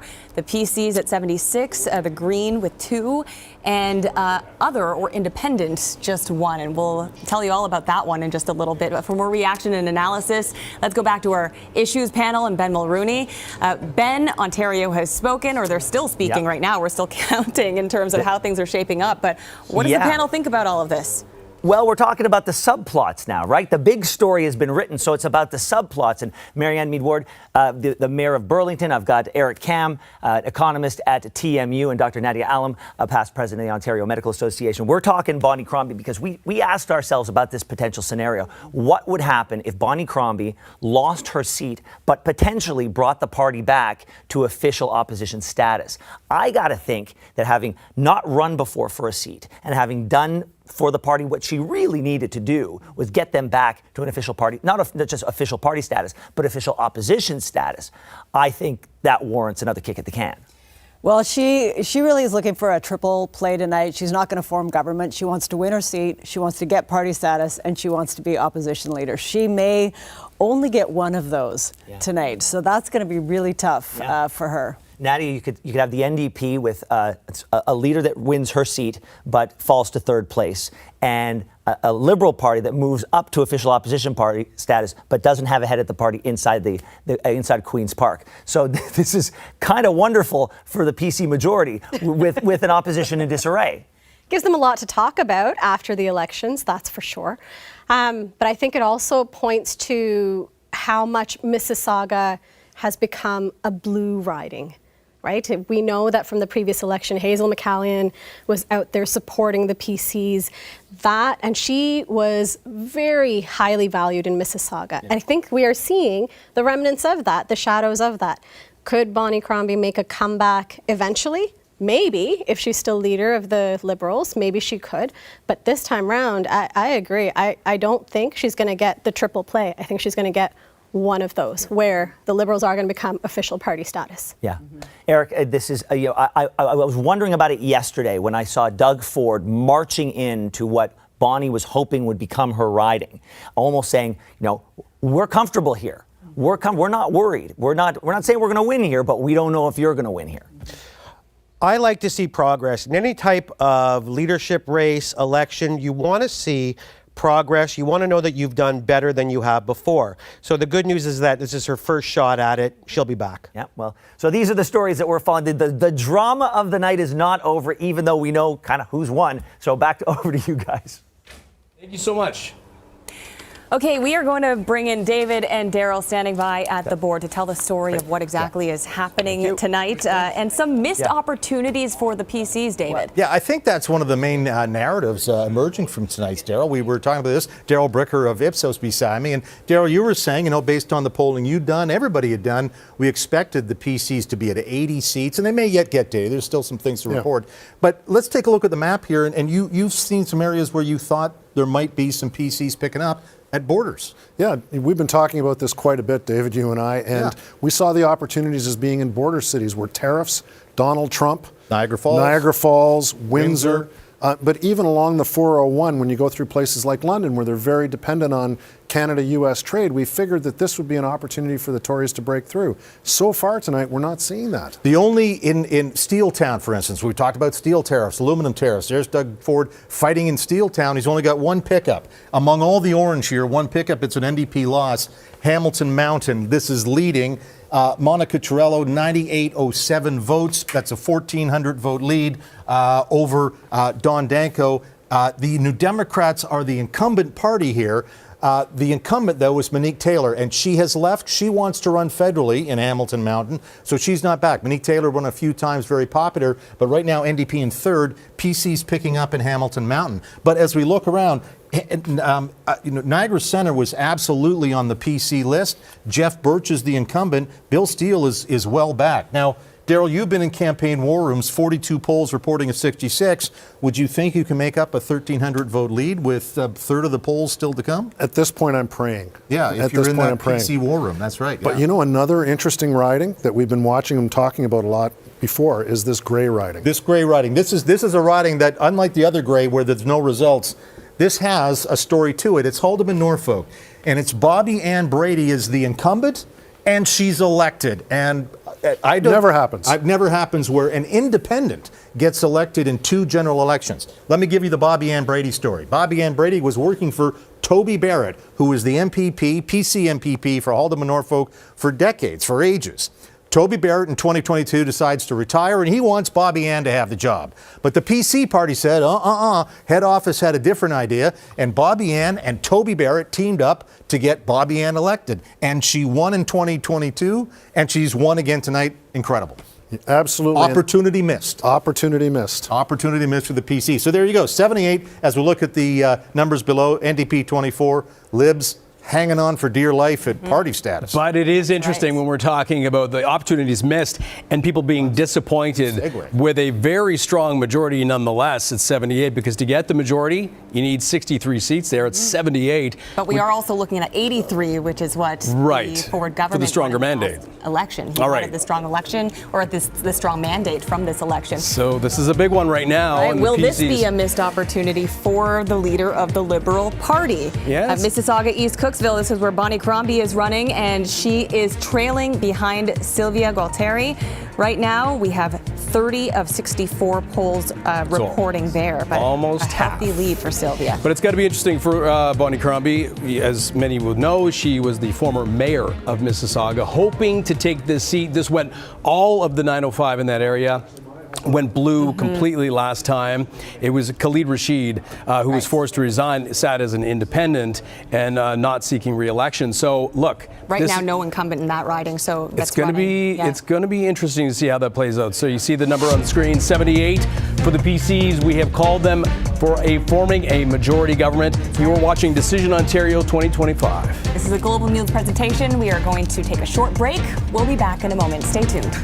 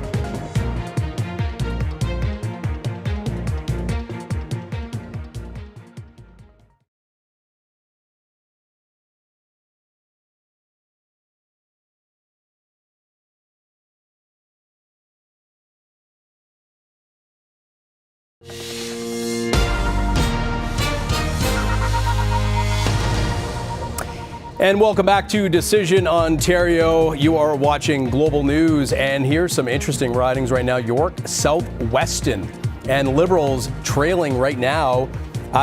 Not by much, though. Just by 177. This one's a really close one, so we'll have to watch that one closely. This is Mississauga, Aaron Mills. Again, the PC's leading here just by 83 votes. Very tight. And that is the incumbent there in the lead. And here in Burlington, PC's leading this one just by 401. Natalie Pierre over the Liberal candidates. So these are ones to watch, 63 of the 90 polls reporting here. Yeah, and ones to watch because the Liberals and those ones that we just mentioned were trailing just ever so slightly behind, so they are opportunities for them to take that seat. Yeah, and Liberals taking this one right now, at least leading by 70 votes over the incumbent, Patrice Barnes. That was the former seat of Rod Phillips, the former finance minister, in the riding of Ajax. Let's go to Noor Rafat, who is live at a polling station that is still open, in fact. This is at Humber River, Black Creek. Noor, what's the story there? Yeah, well, Anthony, we are at St. Wilfrid Catholic School. This is one of two polling locations in this specific riding that have been delayed, as you mentioned. That's what we heard from Elections Ontario. So they just told us that a few minutes ago. That number could change, but I can tell you as of right now, we haven't heard of other polling stations in this specific riding that have been delayed, aside from those two, including this one, which is St. Wilfrid Catholic School. I want to talk a little bit about the location once again. It's open until 10:30, and we've really been here only for a few minutes. So I can't speak to how busy it was earlier today or not busy, but I can tell you it's pretty quiet right now. We've seen about 2 or 3 people come in to cast their ballots. And actually, we saw a man coming in right around 8:55, so 5 minutes before the polls were originally supposed to close. He told us he probably won't make it inside before the polls close, but when we informed him that they do close at 10:30, he was happy to go inside and cast his ballot. So something that Elections Ontario is really wanting to highlight for the voters: before you leave your house to cast your ballot, make sure you go on the website, punch in your postal code, and that's how you can find out whether or not there have been any changes. And I don't know if it's going to show up, but I'll try to show you on my phone here. We did exactly that, went to the website, punched in the postal code, and again, it's kind of hard to see, but you can see a bit of a red banner there clearly saying that there have been some temporary delays. Elections Ontario didn't exactly tell me why there's been delays here, but they did say in general when something like this happens, it's probably because they got a slow start earlier in the day and now they have to make up for that time, and they really want to make sure that all the voters have about a 12-hour window in order to cast their votes, and that's why we're seeing the polls here close at 10:30. So again, Anthony, Tracy, bit of a slow one over here at St. Wilfrid Catholic School, seeing people trickle in. Hopefully they can brave the elements like voters in other locations that have managed to come out despite the rain and the cold weather. Yeah, okay, that is our Noor Rafat reporting live from the riding of Humber River, Black Creek. That is one of a handful of ridings that will be staying open late, and we'll be getting the results, of course, late because of that as well. And it didn't have any impact here at Etobicoke North. No surprise. PC leader Doug Ford winning this one handily, reelected in that riding he's held since 2018. Let's keep looking at leader ridings here. The leader of the Green Party in Guelph, Mike Schreiner, at 54.3% of the vote. He has been elected in that riding. Let's go to Davenport in Toronto. Marit Stiles, NDP leader, winning this one. Sizable vote difference between her and the Liberal candidate. And in Mississauga East, Cooksville, this one is a bit of a nail-biter. You have to assume that every Liberal supporter, especially those who want Bonnie Crombie to be premier, or certainly opposition leader, but may not even win her seat in Mississauga East, Cooksville, watching this one very closely. All right. We are going to take another quick break. You are watching Decision Ontario 2025, a Global News special presentation. Don't go away.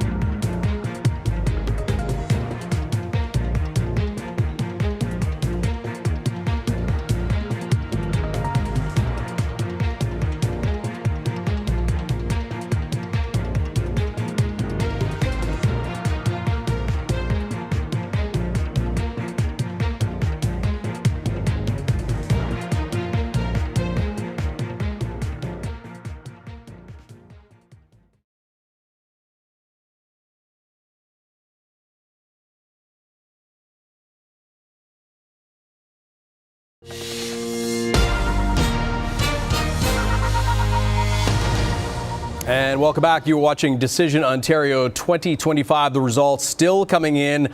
I would say it's early, but because some of the ridings are still counting the votes, and some people are actually still allowed to vote. It's pretty interesting stuff. That's right. Yeah, there were some delays at some polling stations, but you can see that those numbers are certainly taking shape and telling a story tonight. Right now, if you take a look at those numbers at the bottom of your screen, the PC's at 78, NDP with 25, the Liberals at 13. All right, this is a big winner right now. Ashland Clancy, who won this in a by-election in 2023, is holding on to that riding in Kitchener Centre. That puts the number of Green Party MPPs at 2 because this man, Mike Schreiner, the leader, who's held this since 2018, actually who's the leader since 2009, 9 years without a seat at Queen's Park. Significant for him. Here's a look at Parry Sound Muskoka. Of course, the Greens were really gunning for this one, right? They came in a close second the last time around. And they still have a chance. They still do have a chance. Trailing behind Graydon Smith, who was the mayor of Bracebridge. So that is a tight race. Sixth election for Matt Richter. He's hoping that sixth time is the charm.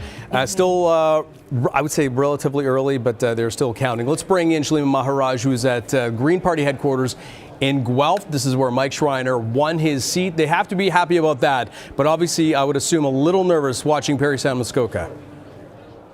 Yeah, absolutely. I mean, you can hear these sort of intermittent eruptions of cheers in the room, especially when they're seeing those numbers from Kitchener Centre and obviously the numbers from here in Guelph, which really has felt like such a Schreiner stronghold. You can see the room behind me over here. A lot of people have gathered. We started off in a room with not a whole lot of foot traffic, but clearly you can see crowds all the way back to that back wall there. They are absolutely excited. They are embracing this moment right now, but very nervous and very anxious about Parry Sound Muskoka. Of course, what is happening there, that very tight race. Remember in 2022, Graydon Smith had won that riding with just about 45% of the vote, and then we had that very close second finish by Matt Richter. And tonight, what they are hoping for is for Matt Richter to be able to capitalize on any of the gains that we were seeing before tonight, be able to continue to move forward and be able to push him beyond the finish line. And that is what we've been hearing from Mike Schreiner earlier on this evening when we had a chance to speak to him. We've actually been told that he is going to be coming out here and he's going to be addressing Party Faithful tonight. And of course, when that announcement was made, the entire crowd went completely nuts. Everybody here has been so enthusiastic. But again, like you mentioned, there are nerves, and understandably so, with those numbers being as tight as they are out of Parry Sound Muskoka. We had mentioned earlier on tonight that this would be a nail biter, and it certainly has delivered in that respect. But of course, like you mentioned, there is still a lot more to go here. We've still got some polls, obviously, that we're watching continuously through the night, but Parry Sound Muskoka, again, continues to be watched in this room and continues to be watched from any Party Faithful who may not be in this room here tonight celebrating as well. But certainly you can feel there is a mood of complete excitement here in the room in Guelph, and we are going to be continuing to follow exactly what happens here. And certainly when Mike Schreiner makes his way into the room here at the conference center, we're going to be bringing you the very latest from Guelph. But for now, I'm going to send it back to you. Yeah, and of course, they are having their eyes on the prize of Parry Sound Muskoka. But either way, the Greens, if they hold these two seats that they have, that they are leading or elected in now, it's something. They will be making history because they have actually never won more than one seat in a general election. That's right, but they're hoping for that one more. So either way, anyway, we'll time see. for celebration. We do have some breaking news to share with you right now.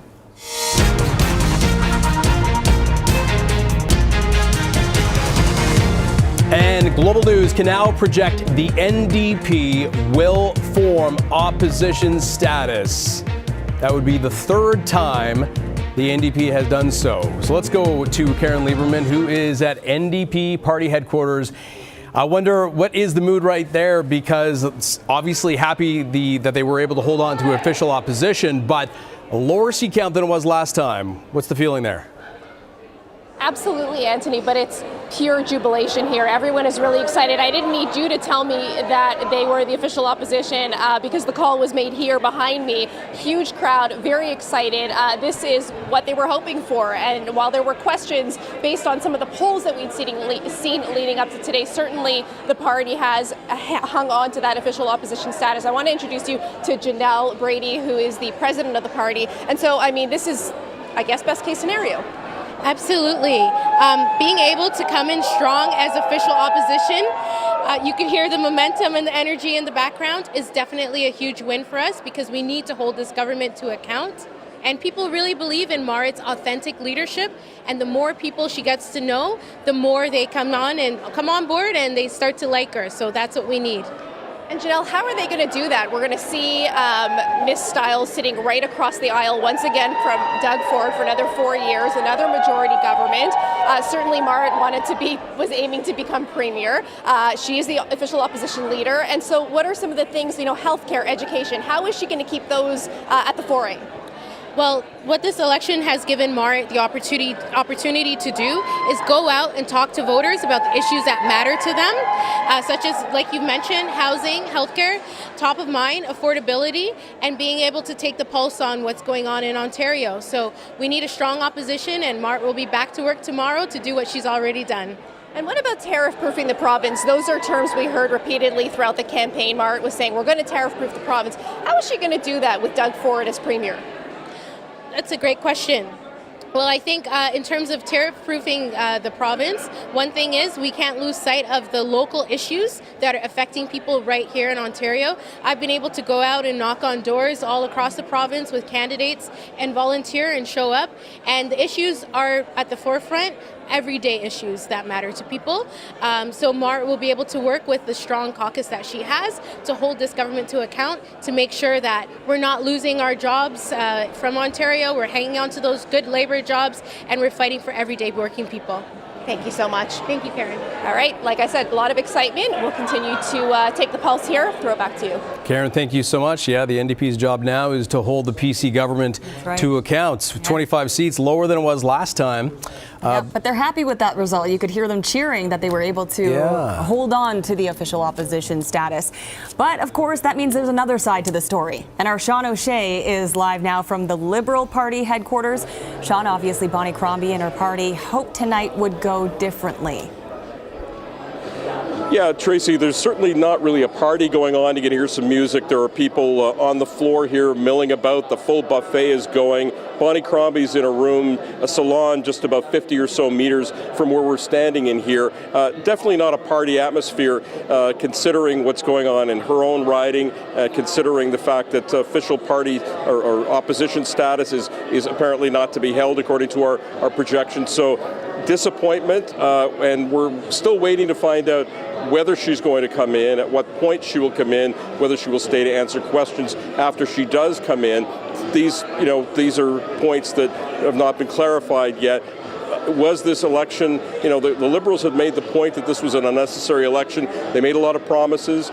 They had certainly hoped to forge ahead. They appear to have gained a lot of ground here, but the extent to which this election is going to make a whole lot of difference for the party, yes, more seats, but if they don't have their leader in the legislature, that is going to be a problem. So again, standing by, waiting, and it's going to be interesting to hear what Bonnie Crombie has to say, because really, this was a short campaign, but a pretty dogged one for them. They made a lot of statements about Doug Ford. A lot of name calling went on in this. I went to the debate, and she called Doug Ford a liar about some of the things that he had done. So a lot of bad blood between the Premier and Bonnie Crombie, and we'll have to see again whether she's going to get a seat in the legislature, which will dictate how effective the Liberal Party is after tonight. Back to you. Sean, thank you so much. Yeah, I imagine a lot of mixed emotions. 13 seats right now, bigger than it was last time, considered an official party. But as you saw, Bonnie Crombie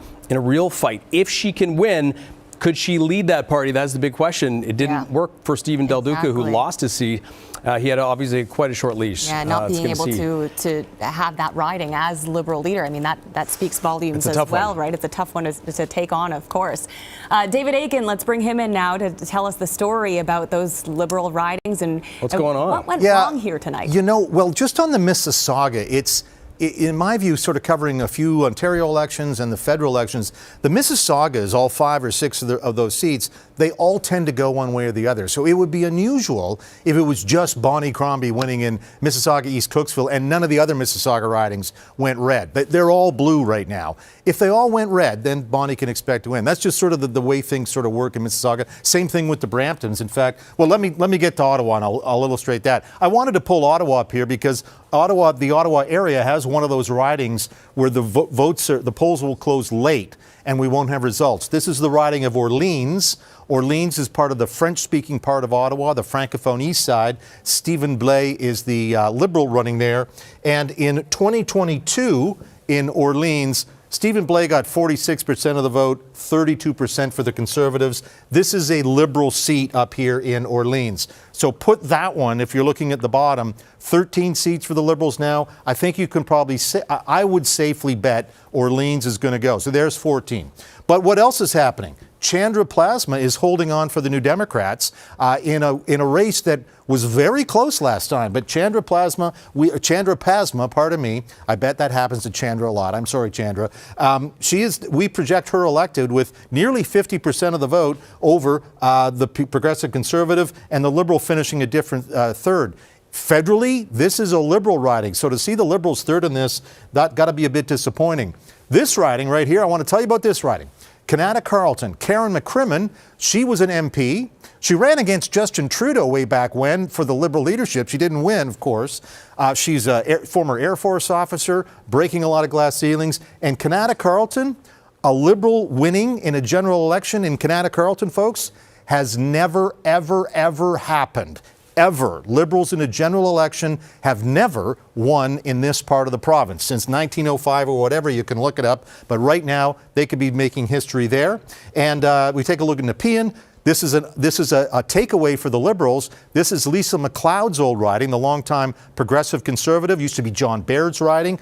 Tyler Watt, he's a nurse. Maybe healthcare was the ballot here. Tyler Watt is leading right now by 4,700 votes over Alex Lewis of the PCs. New MP in Ottawa Centre. People remember Catherine McKenney. They ran for mayor, lost to Mark Sutcliffe. Catherine McKenney, though, will be the looks like they will be the MPP for Ottawa Centre. So congratulations to Catherine McKenney beating Thomas Simpson. That's a change. So that's what's going on in the Ottawa region. And again, we're just waiting for the riding of Orleans, which historically will go Liberal. That would put the Libs up to 14. So there we go. But just to go back to, we were just talking at the beginning about, there's all the Mississaugas, all blue, right through there. There's all the Bramptons, all blue. Bramptons and Mississaugas, you win those, it's like 10 seats. Yeah. They all sort of move together as a big chunk, and they're all staying PC tonight. David, I want to ask you about Mississauga East, Cooksville, because this is the one big storyline right now as people are watching those numbers trickle in. 1,400 lead for the PC candidate. How late in the game is it right now? And does she have an opportunity to turn this around? Well, this is, sorry, that's Oakville, North Burlington. Let me pop this up. So, if I'm looking right now, I'm looking at the polls. Now, typically, the last couple of polls to report, so if there's 64 polls here, polls 62, 63, 64, will be the advance polls. The advance polls will have a lot of ballots in them because there are a few days worth of voting. And if one party or the other has a much better day on the advance votes, that could tip the scale. So, historically, I can tell you, small C Conservative parties tend to do better in advance. So, Bonnie Crombie will be working against that. But the Liberals knew this was the leaders' riding. They surely must have put a great deal of work into the advance vote effort. And if they did, and they can win those last 3 polls convincingly, maybe that can close the gap. But right now, 1,400 votes to close with, just a quarter of the polls to report. Bonnie Crombie's in a little bit of trouble here. And here's the thing, we were in Ottawa just a minute ago, and if Bonnie Crombie wants a safe seat, Ottawa-Vanier is about the safest it gets for Liberals. Ottawa-Orleans is about the second favorite. Does she want to go to one of these newly elected Liberals in the Ottawa area and say, your leader needs a seat? It's been done before, or she quits. But the big question is, Mississauga was Bonnie's territory, yeah, right? you would assume that would be safe, right? But at the same time, it has to come down to the party if their supporters will give her that opportunity. Yeah. Let's bring in our Colin DeMello, our Queen's Park Bureau Chief, who is at PC Party headquarters. Colin, come into the conversation here. Let's talk about what we do know, and that is another NDP official opposition. Right now, the NDP are at 25, the PCs at 78. And let's look back at the numbers at dissolution. The PCs were at 79, and the NDP were at 28. The numbers are not all that different this time around, but what does this mean in terms of having the NDP as official opposition with these numbers now? How does that impact things at Queen's Park going forward? Yeah, well, first let's talk about the efficiency of the vote here. I'm just taking a look at the raw vote totals coming in from Elections Ontario and the percentages of the overall vote. The Progressive Conservatives are so far have about 1.9 million raw votes. That translates to about 43% support overall. Now, here's the interesting story for the NDP and the Liberals, right? We've been talking about the efficiency of the vote. The NDP very concentrated, the Liberals more spread out. The Liberals have 1.3 million votes for roughly about 30% of the overall vote, but they're leading elected in 13 seats. The NDP have 822,000 votes, about 18% of the vote overall, yet they're leading and elected in 25 seats. So it goes to show you how much of a challenge it is for the Ontario Liberals, because there are clearly, according to the raw votes, more voters who support the Ontario Liberals than they do the Ontario NDP. But the Ontario NDP's votes are all concentrated in, Windsor, Niagara, Hamilton, Oshawa, and parts of Toronto and Northern Ontario as well. And that means that they get to come out as official opposition. If the Liberals are able to manage to get official party status, that will change a bit of the dynamic at Queen's Park. Typically, you need to have official party status in order to ask questions during question period. Here's how it typically goes. The official opposition asks first, followed by the second party, and then the governing party gets to ask questions as well. For the last 7 years, it's been the NDP and the government back and forth, asking questions, and the government often asks itself very flattering questions, as you can imagine. Now, for Doug Ford, he's going to be able to get questions from both the NDP and the Liberals. Really, any scandal that happens, he'll be held to account twice as much now. Those parties will be guaranteed questions. Independents aren't always guaranteed questions. Talking about Bonnie Crombie, there is an interesting dynamic that's happening on the ground here. The person who's running against her isn't just anybody. Sylvia Galtieri is the mother-in-law of Patrick Brown, the mayor of Brampton. His wife, Gigi Galtieri, this is her mother. So there is a huge rivalry between Patrick Brown and Bonnie Crombie. There has been bad blood between these two for a long time. And Patrick Brown saw the chance to kind of get into this race. His mother-in-law is in this race, and they deployed all resources to try to defeat Bonnie Crombie tonight.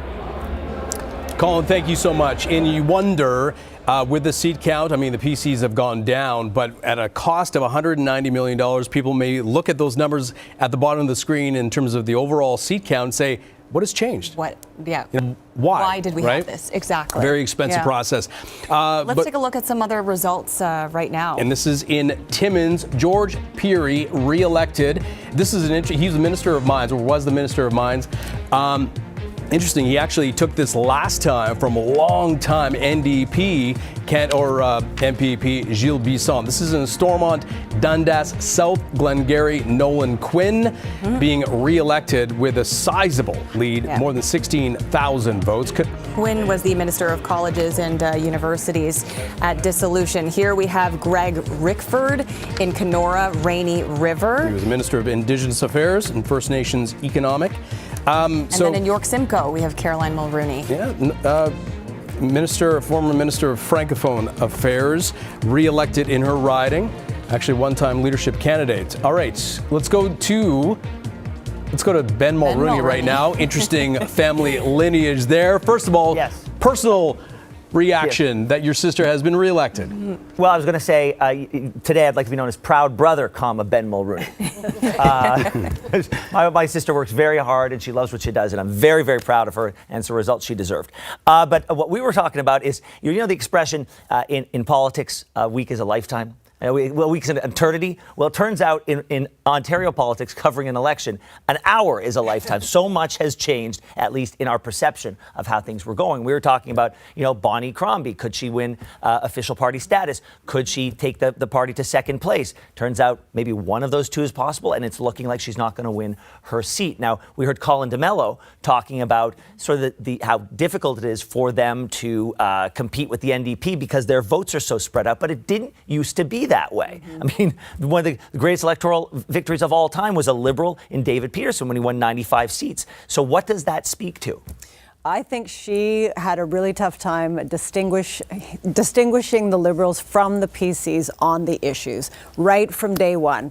What do you think about green development? Well, maybe we should do it. That was right from day one. Tax cuts for the middle class. You cannot tax cut the Conservatives. You can't out Ford, and she was described as Ford Light, and then sort of late in the game trying to define the issues as healthcare, very important issue, mental health, addictions, homelessness, affordability, downloading of costs and services to the property tax base. These are all the issues that were very important right from the beginning of this election, and people felt she was Doug Ford Light, and people who wanted an alternative very obviously tonight went to the NDP. Dr. Nadia, yes, they went to the NDP, but the numbers bear out that her party was far more popular across the province than the NDP were. The results don't bear it out, but she is knocking on the door of official party status. Yes, she probably won't win her seat. So she and the Liberal Party are at a fork in the road. Like, what are they going to do next? I'm not actually sure. I'm not politically savvy enough to be able to guess that, but it'll be interesting to see if she does manage to hold on to her hat as leader of the Liberal Party and how she goes about doing that. Eric, so we're going to go to Eric real quick, about 20 seconds. I think things stink from the top down, and I think the federal Liberals are not doing them any favors. I think that Bonnie Crombie tried to say, don't worry so much about PC versus Liberal. This is me versus Doug Ford. Yeah. And she went up against the wrong opponent. All right. Well, listen, who knows what the next half hour is going to bring? We are sitting here waiting for that. Back to you guys. Well said, Ben. Thank you so much.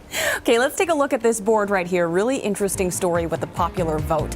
You see the PC Party of Ontario with 43.2, but in second, the Liberals have 29.6% of the popular vote. Now, that is not translating into seats for them. They are third place right now. Liberals are in third with seats. And we are seeing Green Party leader Mike Schreiner enter the Green Party headquarters in Guelph, where he must be relatively happy considering he not only won his seat, but he has another companion at Queen's Park, Ashlyn Clancy in Kitchener Centre, but they're still watching for that third seat in Parry Sound, Muskoka. Obviously a big crowd there cheering him on. Let's bring in David Aiken right now and looking at some of the numbers. And what do you take, David, on the popular vote?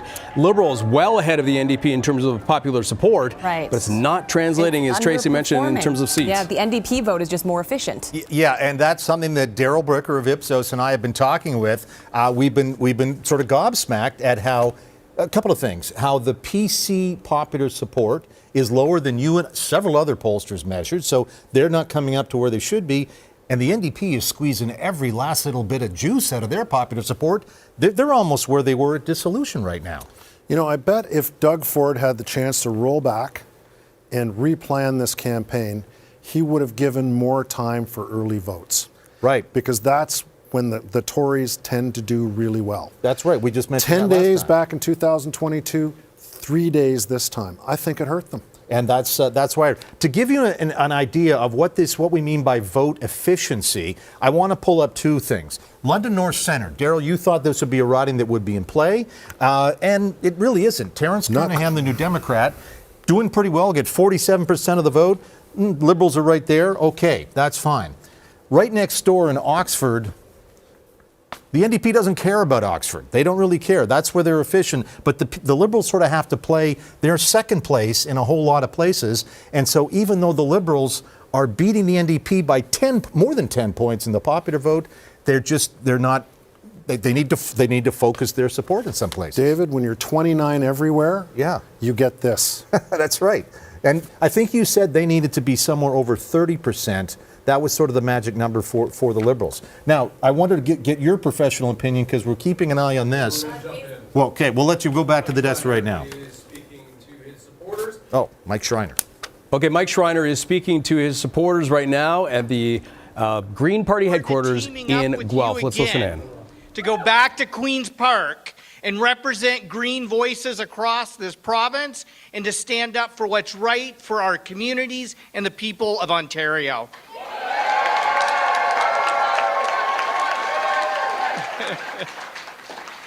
You know what? Anyone who thought Ashland Clancy's by-election win in 2023 was a fluke was wrong, and we proved them wrong tonight.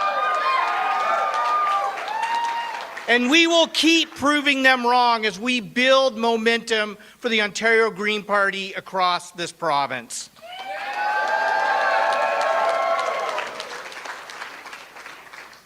Our party is powered by people. And so I say to the people who ran, the people who knocked on doors, the people who put up signs, the people who braved the cold. And I got to tell you what, there were a lot of cold hands and warm hearts out on the campaign trail over the last month. I want to say to each and every one of you from the bottom of my heart, thank you, thank you, thank you for working so hard for the Ontario Greens.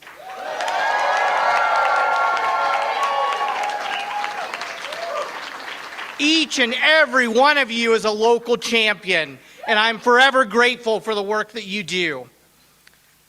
I also want to take a moment now to thank a good friend, Matt Richter, the deputy leader for the Ontario Greens. Matt has run many times, and this time yet again, he came so close. I know that tonight was not the results we had wanted, and I know they're not the results that Matt wanted. But I want Matt to know that you will always be a champion in my heart. You lead with honesty, integrity, and a commitment to your community. And if there was ever anyone who deserved to be an MPP, it's Matt Richter.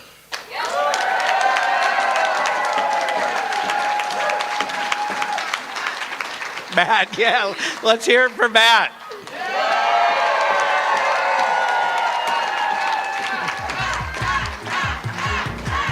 Yeah.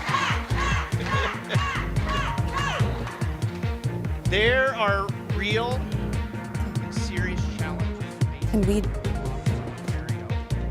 in climate, housing, healthcare, education, and tariffs. You could put the word crisis after each and every one of those items. As a matter of fact, it feels like crisis has become the new normal in Ontario. I know that Ontarians want us to do better, and I know that we can do better. And so I say to Mr. Ford, congratulations on a majority government. The two Ontario Green MPPs will do our job to hold your government accountable.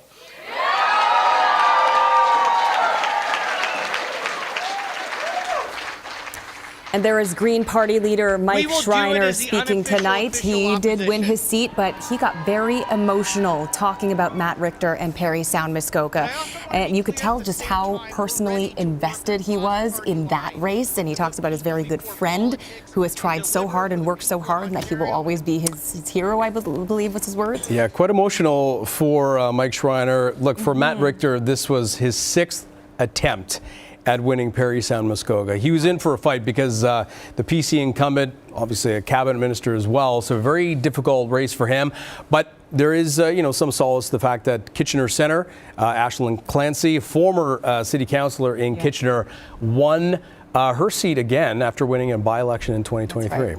Let's take a look at some more results right now. And these are races that are just too close to call. Really exciting ridings that we're looking at here. Mississauga, Aaron Mills. Look how tight that is. 8-vote difference between the PC and the Liberal Sheriff of Sabawi. There's 5 polls left to report. Looking to be reelected. So I don't know. I would assume this would go to a recount. That is within, recount margin, I was just going to say. This is another one. Guy Bourgeois in Mushkawak, James Bay in the far north. But this is very tight. 12 vote lead in that one. Very so, tight. yeah, just some context. The last time was the thinnest margin was 296. So if this holds, this could be even tighter. This one is in Sault Ste. Marie. We have the PC candidate with an 82 vote lead right now, and they're almost done counting the polls here. They've got 1 left.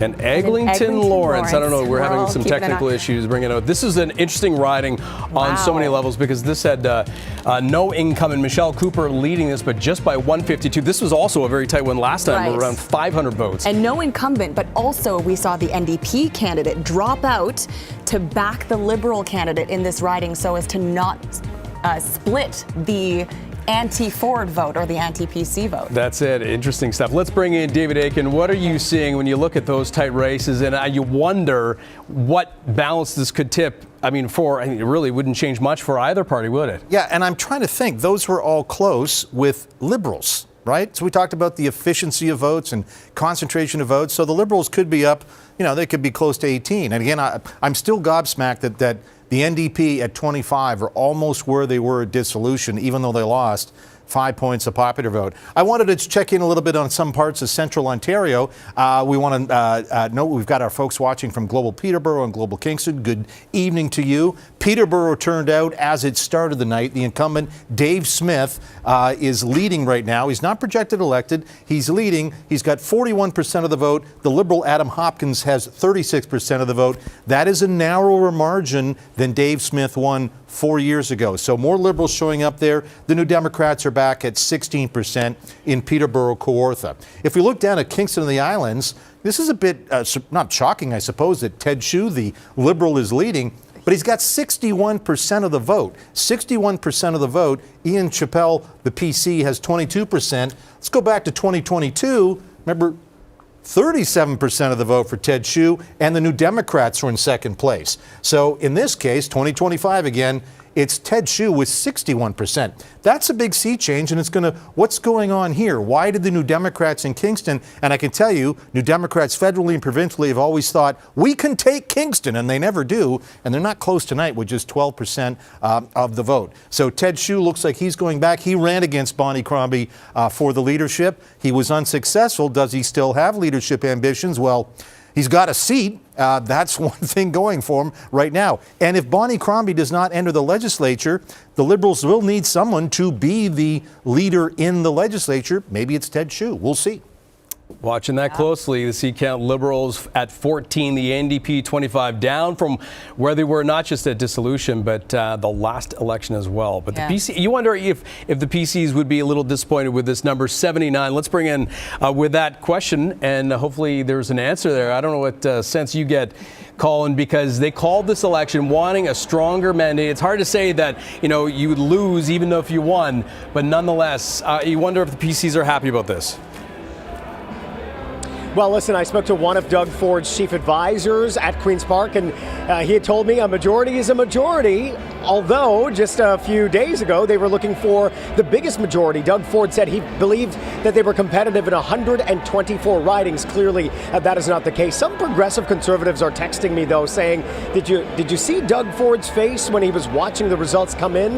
They characterized him as looking rather angry at the result. Remember, because his advisors had told him, strike while the iron is hot, right? The federal Liberals are weak in the polls.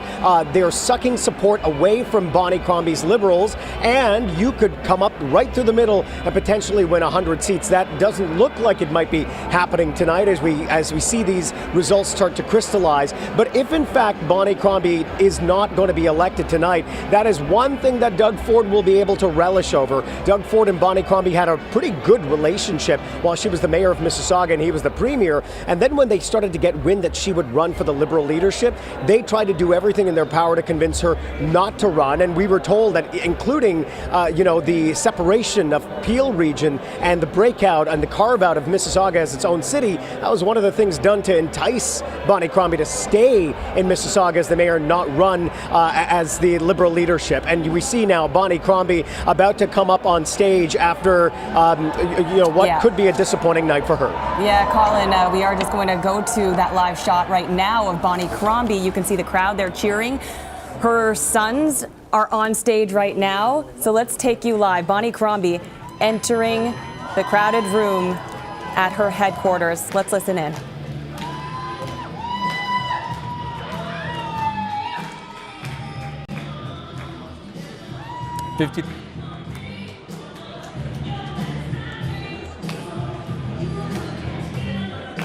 All right, okay, David Aiken is going to join us now. Let's talk about what's happening and what they might be thinking over there, because her race is still happening. They're still counting. I'm looking at 53 of the 64 polls reporting right now, and the margin between is what? Less than 1,500 votes. Does she have enough room to turn this around for her?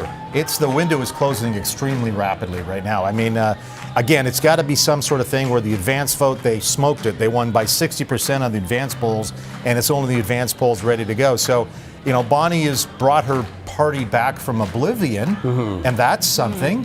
But she needs a seat in the legislature. Right? I don't know, Colin. I mean, I'm sure you guys have been talking about this. What would Bonnie do? Who would want to step down that has a safe Liberal seat? Listen, I mean, this has happened to now successive Ontario Liberal leaders. They come in, they promise to, be able to take their party to government, and then all of a sudden they can't even win their own seats. This has not only got to be a disappointing night for Bonnie Crombie, but this may be the end of the road for Bonnie Crombie as the Ontario Colin, Liberal leader. She is just about to speak right now, so we'll listen in. Thank you, thank you. Hello, good evening, everyone. And thank you for being here. I want to thank each and every one of you for everything you have done in the last 28 days. Oh my gosh, those snowbanks, the salt, how many pairs of shoes have you ruined? You've really stepped up. And many of you put your name on the ballot that are in the room here tonight. So, listen, running for office is no small thing. So no matter who you ran for, or our province and our democracy are better because of the hard work, right? So thank you. I know tonight isn't exactly the result we were looking for, but you should be very, very proud of what we did tonight.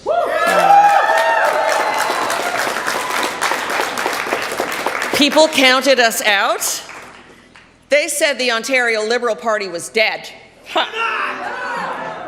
Tonight, you prove them wrong. The Ontario Liberal Party is back to official party status, and that's a big milestone. But it gets better. We increased our share of the votes substantially to 30%. Double digits over the NDP, right? So this is a building block for us. It is a momentum that we can continue to push forward and to grow, right? So tonight, let's celebrate all our new MPPs that we're going to bring back, and let's celebrate coming back to party status. So that tomorrow we can get back to work making sure those other guys do their jobs. Look, voters have given Doug Ford another mandate tonight. Smaller, but nonetheless. But many, many of you are asking for a strong voice to hold him accountable as Premier. And you can count on me, okay?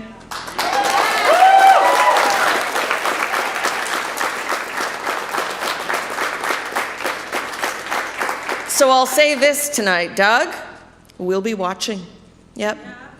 We know Ontario can do so much better, right? And I'm not going to slow down, not for 1 second when it comes up to standing up for the people in this province, right? I'm going to continue to fight for our public healthcare system every single day, right? Doug, you promised a lot of things during this campaign, and one of them was to get people more family doctors, and I'm going to hold you to it. The Ontario Liberal Party is going to hold you to it, right?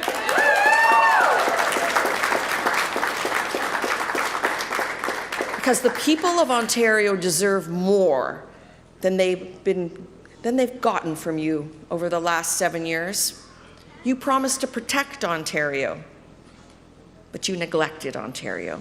And we're going to make sure that you go back to protecting us. We'll make sure that you protect our public health care system and our Greenbelt and everyone trying to get ahead in this province who doesn't have a direct line to your office. Ontario, I'm here. I am with you. And I commit to you today that I will stay on.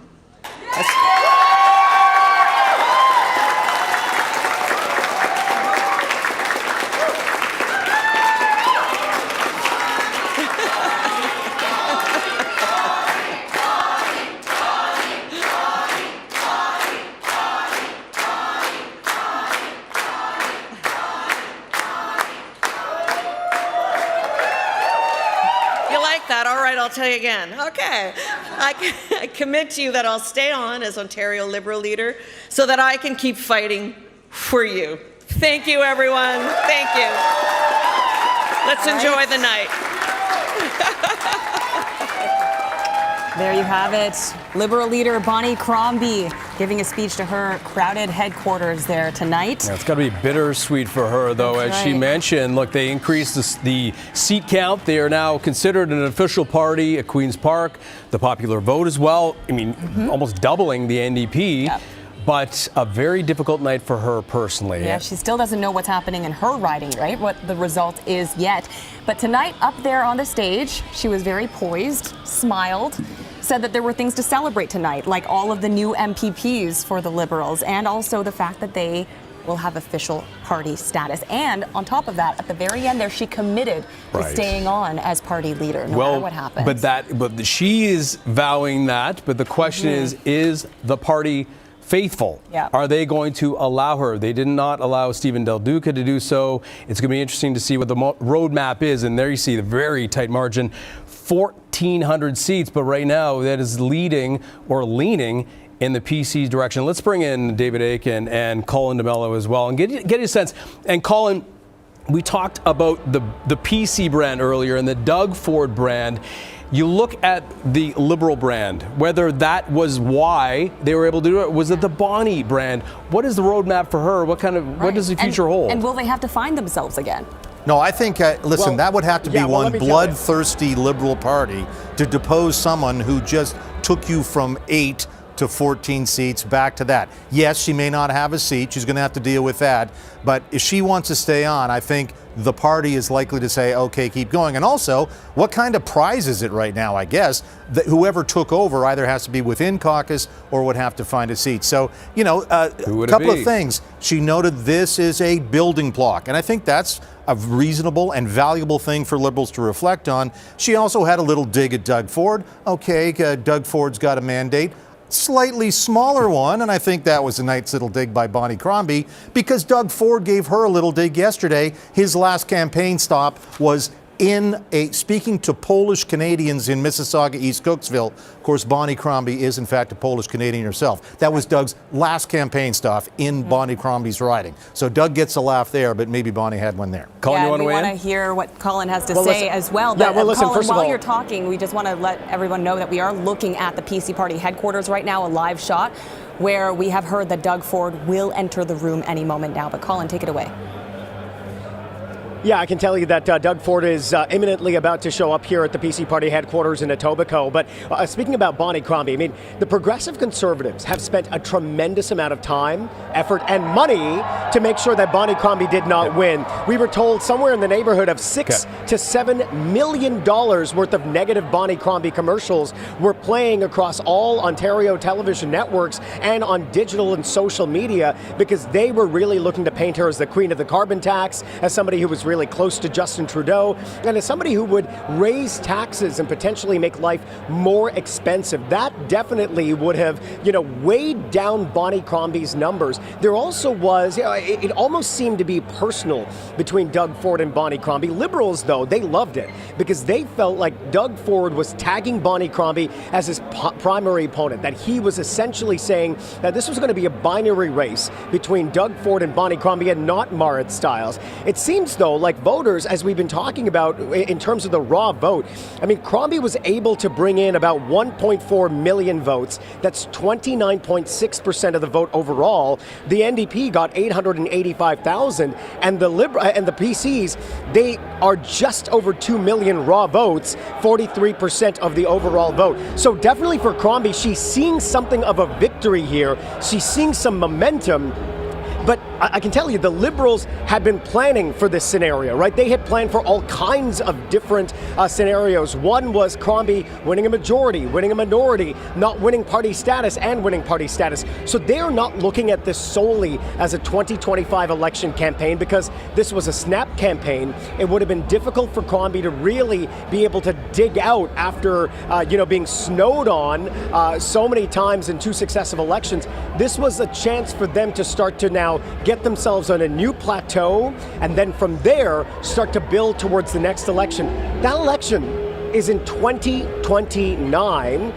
Who knows if Crombie will be able to hang on that long because, politics can be a blood sport. And, if you lose your own seat, that opens it up to other caucus members saying, hey, maybe we want to do it. The one other person, though, who could have been in position to kind of maybe challenge that leadership is Vince Gasparo, and it doesn't look like he might be winning either. So this could be a challenge for the Ontario Liberals all around.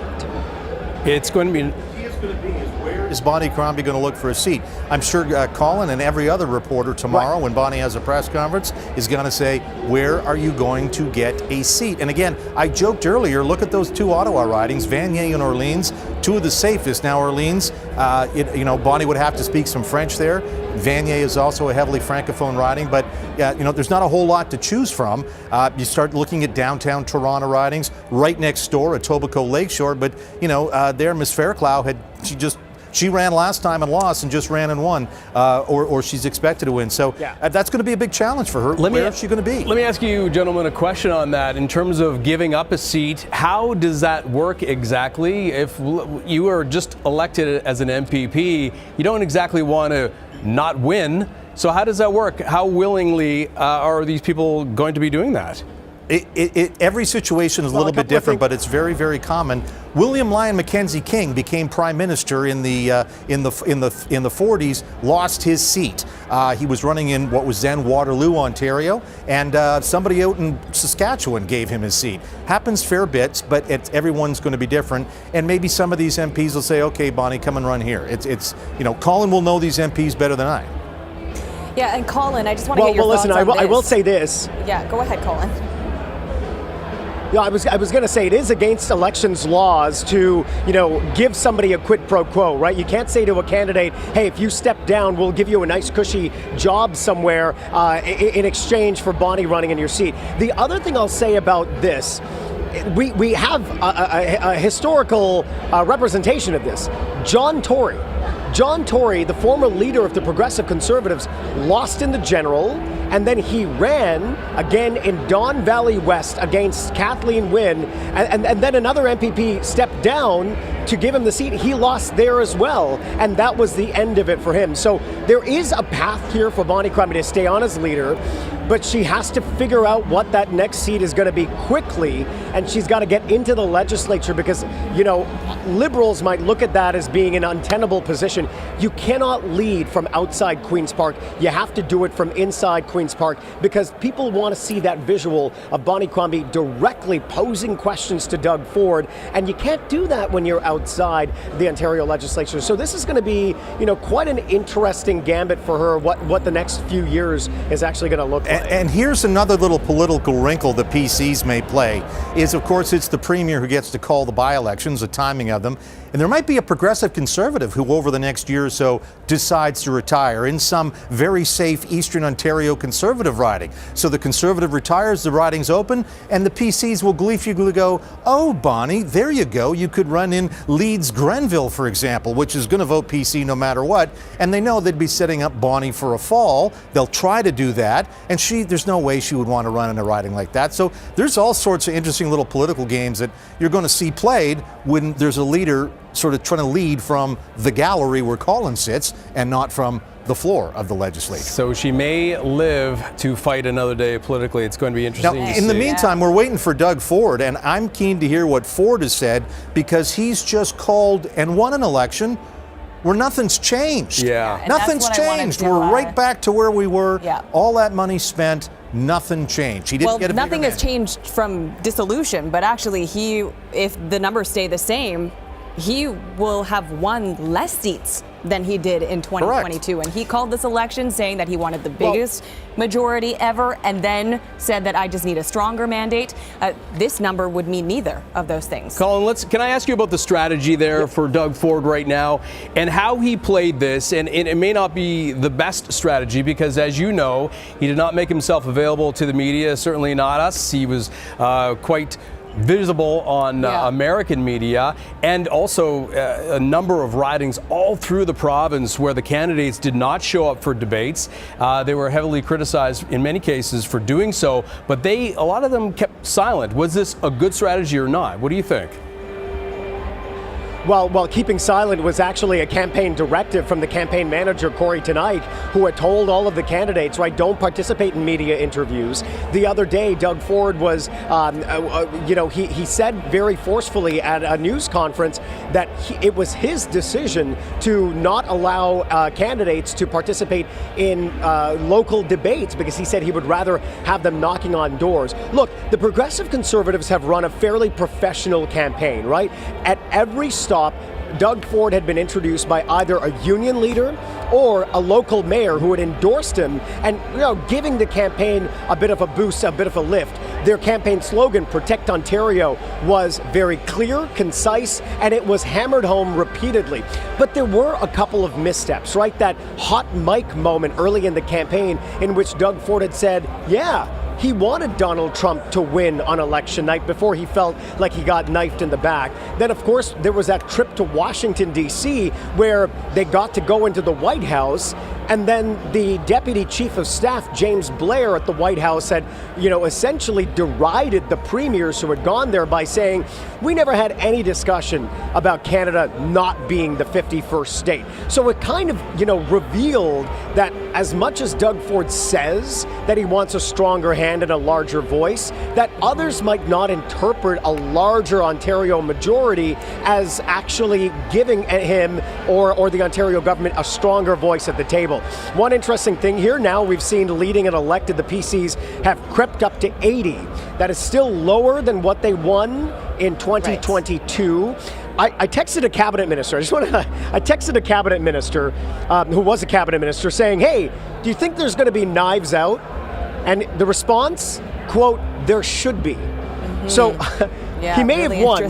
He may have won a third majority, but there will be some level of discontent. And I can tell you this, Doug Ford has said this to me in the past in an interview that I'd done with him. He said, conservatives always eat their own. And in cases like this, you might have some dissatisfied conservatives looking at these results saying, why did we do this in the first place? Well, I'll remember, Colin, you talked to Alex Pearson, the AM 640 host, earlier, and Alex was reflecting the views of a lot of conservatives that Doug Ford is not conservative enough. And that's an issue with conservative parties all across the country and federally. Pierre Poilievre won because his leadership, because conservatives thought Aaron O'Toole was not conservative enough. And I think certainly that will be something that some PCs will be talking about. Was Doug conservative enough?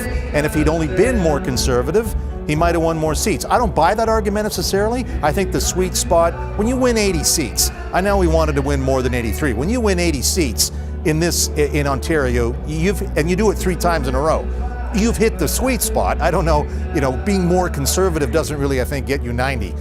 Being more sweeter, if you can, might get you 83. Yeah, you see some movement there now at the PC party headquarters where the crowd there watching a video. This is all the money they've raised. They've spent it in nice videos, and they've got a whole video production saw the team. beginning there taking a jab at Trudeau, it looked like, and now they're showing how Doug Ford was there. You can see Doug Ford this is the last election where Justin Trudeau has been on the ballot. Will be the last one. That's Trudeau interesting. wins in a week. Yeah. So, and I want to bring in Colin if he can hear me, and looking at where things go from here in terms of the type of government, because really, if nothing else has changed, these questions that existed certainly before the election call are going to remain. If not, they could even perhaps get louder. The questions about Greenbelt, the questions of what is that highway tunnel? Is that actually serious? What's going on? And then there's now he almost put himself out there even further, because now basically taking the page out of Bonnie Crombie's book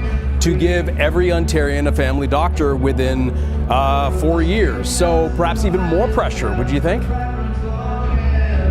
Yeah, I mean, look, the biggest challenge for Doug Ford starts actually next week, right? That's when Donald Trump has promised that tariffs will come into effect. Tariffs are going to devastate Ontario's economy because we do so much trade with the United States, particularly if those tariffs hit the automotive sector, the auto manufacturing sector, because a car goes across the border 7 to 8 times before it comes off of the line. So there is a lot of concern there. Doug Ford has said he'll spend about $20 billion in terms of helping small businesses, medium, large businesses weather the storm, right? Some of that is tax relief for a little bit. Some of it is direct support to help those businesses.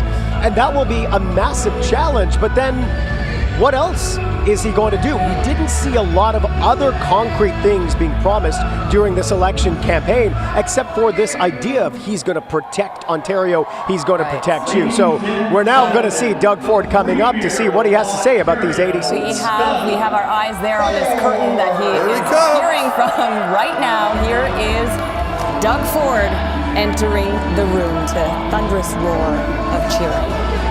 Normally leaders slap hands with everybody, boy, he's all business. Going right to the podium, let's get the speech over with and go home. That's right, let's listen in. Wow, thank you.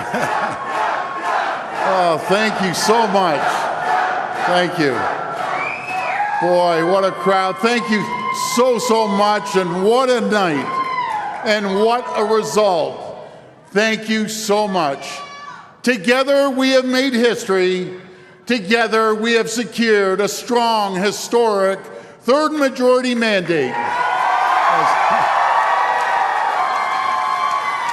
A mandate to protect Ontario from the bottom of my heart. I thank you for being here, for sharing this incredible moment with me. To the thousands of volunteers right across this province who braved the cold, who knocked on over 2 million doors, tonight belongs to you. Thank you. I want to begin by thanking Carla and my daughters for your endless support. I couldn't do this without you.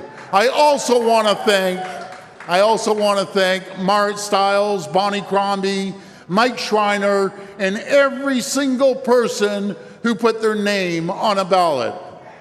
We can disagree on policy, but there's no question at all, each one of them loves our province, and each one of them loves Canada, the greatest country on earth. Democracy only works if people are willing to step up and step forward. Our province is stronger because of your decision to do so, so I want to thank all the candidates. During my time in office, I hope I've proven I will work with anyone, I will work with everyone to get things done. Now, as we stare down the threat of Donald Trump's tariffs, I will continue to do just that. I will work with every level of government and every political stripe, because fighting back against Donald Trump, standing up for Canada, it will take a full Team Ontario effort. It will take a full Team Canada effort. Friends, over the last 7 years, we've made so much progress together. Over 1 million more people are working today than when we were elected in 2018. We've attracted over $70 billion in new investments into our economy, in new auto and battery plants, in our manufacturing sector, in new life science facilities, in Ontario's growing tech sector. Now together, we have to fight hard to protect our progress. This election, we ask the people for a mandate, a strong mandate that outlives and outlasts the Trump administration. A mandate to do whatever it takes to protect Ontario. Well, friends, the people have spoken. They're ready to stand up for Canada. This election, we ask the people for a mandate to make Ontario the most competitive place in the G7 to invest, create jobs, and do business. The people said yes. We asked the people for a mandate to unleash the awesome economic potential of the Ring of Fire. The people said yes. We asked the people for a mandate to build up our economy by tearing down internal trade barriers, and the people said yes. We asked the people for a mandate to cut red tape and the excuses, streamline approvals, and build things faster. The people said yes. We asked the people for a mandate to get the federal government out of our way so we can get shovels in the ground on the projects that will build the true North Strong and Free. The people said yes.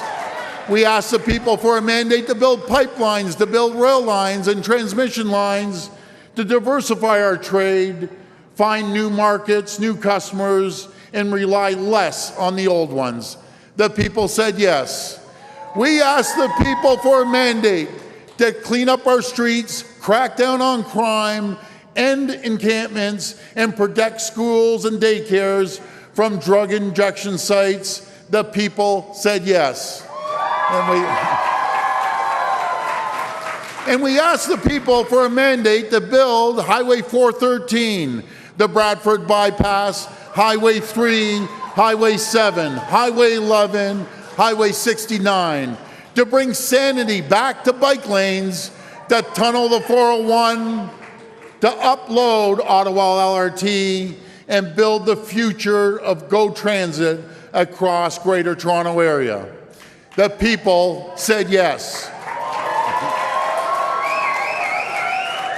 This is our plan to protect Ontario. It's a plan that offers big and bold ideas.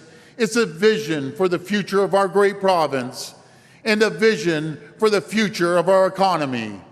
Ontario is blessed with everything we need to succeed, the best and most skilled workers anywhere in the world, a pipeline of world-class talent with 70,000 STEM graduates each and every single year.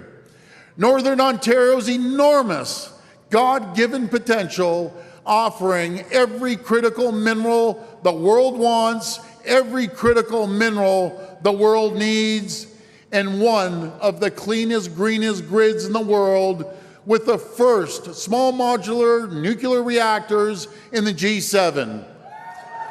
You know, folks, It's no wonder the world has their eyes on us. They're looking at Ontario with envy. Now, it's up to us to unlock our potential, roll up our sleeves to get to work. We'll retrain workers for better jobs and bigger paychecks. We'll retool companies for new customers and new markets. We'll reshore supply chains to bring good jobs back home. We'll rebuild roads and highways to keep people working and keep our economy competitive. Friends, this election, we promise to do whatever it takes to protect Ontario. And I'm so proud of the support we received. Together, we made more inroads into new communities, with more people seeing themselves reflected in our party, in our priorities. A record number of unions, including first-time supporters like our great firefighters, our great police, uniformed locals, hospitality workers, and more trade unions, mayors from every region of Ontario, and everyday hardworking people in Thunder Bay, Timmins, and Sault Ste. Marie, in Eastern Ontario, Hamilton and Windsor, in Brampton and Mississauga. Your support is truly humbling. I will never, ever take it for granted. I will never stop working for you, because we're in a battle for the future of our province, for the future of our country. I promise you this, I will wake up every day and I will fight like I've never fought before. I will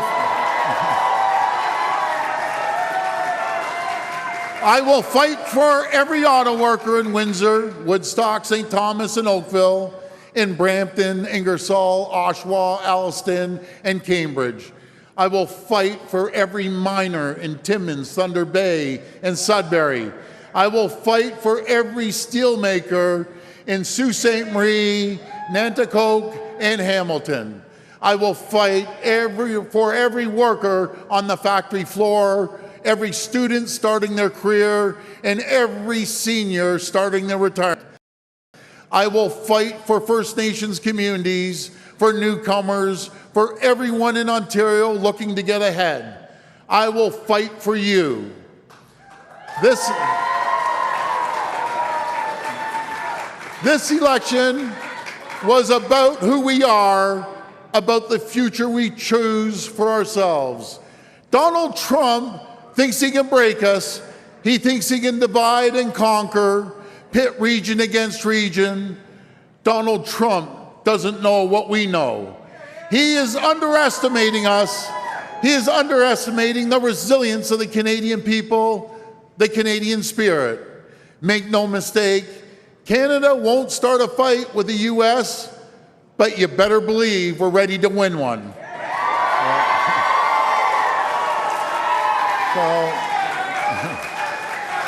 So thank you. Thank you, everyone. So, folks, let me be clear. Canada will never, ever be the 51st state. And Canada is not for sale. Over the last weeks and months, I've seen the best of our province, the best of our country. Hardworking people standing up for what's decent, for what's right. It's you, the people, who will get us through this, who will fight for our future. Together, we're going to emerge from this stronger and more united than ever before. From coast to coast to coast, we're going to stand together. We're going to fight. We're going to fight for our province. We're going to fight for our country. Together, we're going to protect Ontario. I want to thank you, and may God bless the people of Canada. May God bless the people of Ontario. Thank you. Thank you, everyone. And there is Doug Ford speaking to his crowd after being re-elected for a third term tonight, pledging to fight for Ontario like he has never fought before, saying this has given him a strong mandate that will outlast the Trump administration. So 81 seats, no matter what, 3 consecutive majorities. History was definitely made in Ontario. A lot of people didn't necessarily expect or perhaps even want this election, but here we are, and he has another mandate. You are watching Decision Ontario 2025. We have lots more to come, a lot more coverage. Marit Stiles, the NDP leader, will be speaking very shortly. We will have that right after this. Do not go away.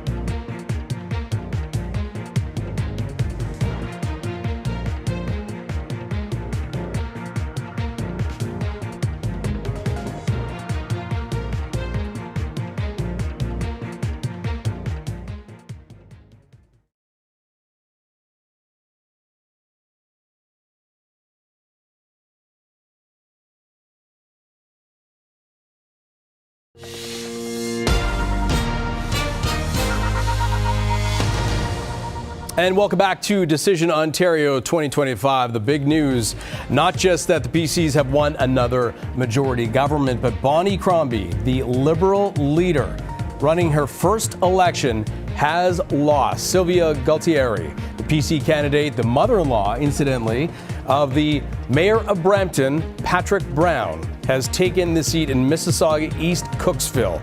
I want to bring in David Aiken right now, looking at those numbers. And let's also take a look at Doug Ford here in the crowd. This is a live shot, him celebrating with his supporters tonight after being re-elected as premier for a third term. And David, when you look at those numbers, we just saw the PC number go up to 81, so that went up one seat, but that came at the expense of the Liberals. What's going on there as well? Right, so Doug Ford got a bit of a gift while he was speaking in that, yes, Bonnie Crombie is projected to have lost the seat in Mississauga East, Cooksville. In the meantime, one of the closest races in the province is, I don't know if we want to just break away from Doug for just 1 minute. I've got it up here on the board.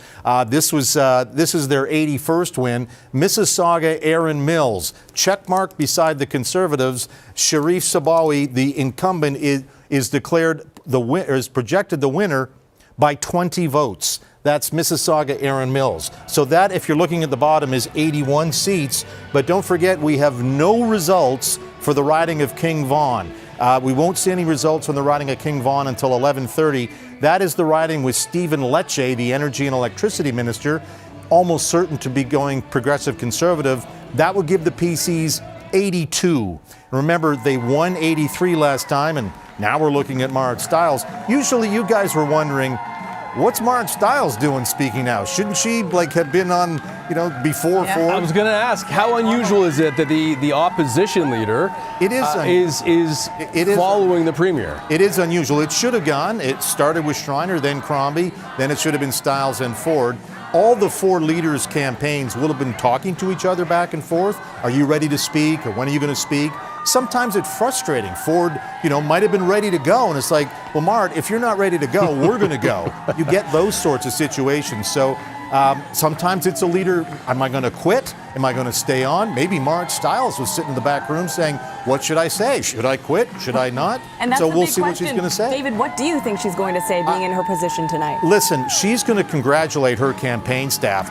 Of all the campaign staff, boy, did they ring every single vote for success to win 25 seats. You've only lost a few seats from dissolution, but been way back. You lost 5 percentage points of popular support. The campaign did a great job to get everything they could. So she's going to thank her staff, and then she's going to talk about holding account to Doug Ford and her people. As soon as she starts speaking, we're going to let the viewers listen in. You wonder, she must be happy the fact that she not only won her seat, official opposition, as her first election. Let's listen in.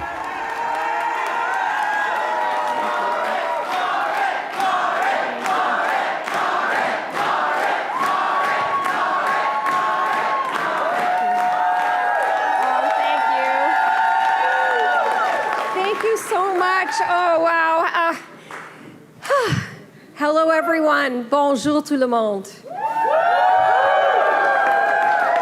My name is Marit Stiles. Look, we set out in this election to form a government on your side. Now, the results aren't everything that we hoped for, but the people of Ontario made their choice. They've reelected the government, hoping it will help protect them from Donald Trump and his tariffs. And they've entrusted me and my team to do a different, but also very important job.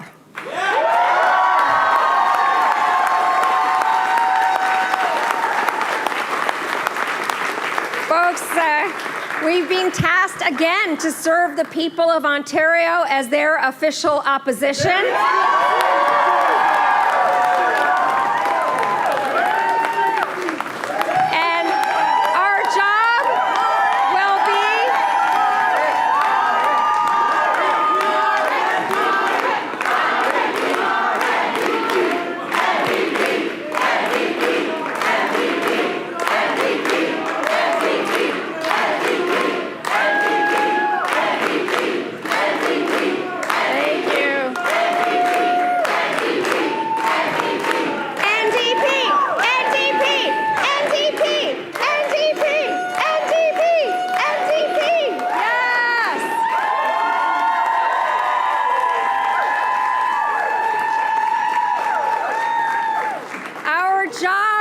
To hold this government to account. And that is the job that we are going to do with our usual fight and our determination, but also with love and hope and optimism.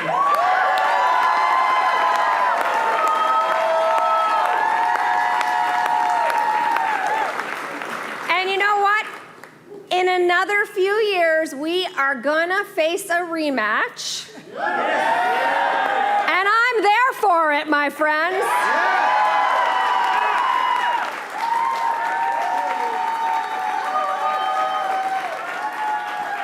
Now, listen, I want you to know that I'm congratulating tonight Premier Ford on his victory. And I really do want to offer him any possible help that we can provide in the face of the threat of Donald Trump. The threat is real. And I deeply believe that we can overcome it with a strong Team Ontario and a strong Team Canada approach. So, you know, my message to the people of Ontario is, in the face of Trump, we will stand together. And we, the Ontario NDP, will stand up for the people.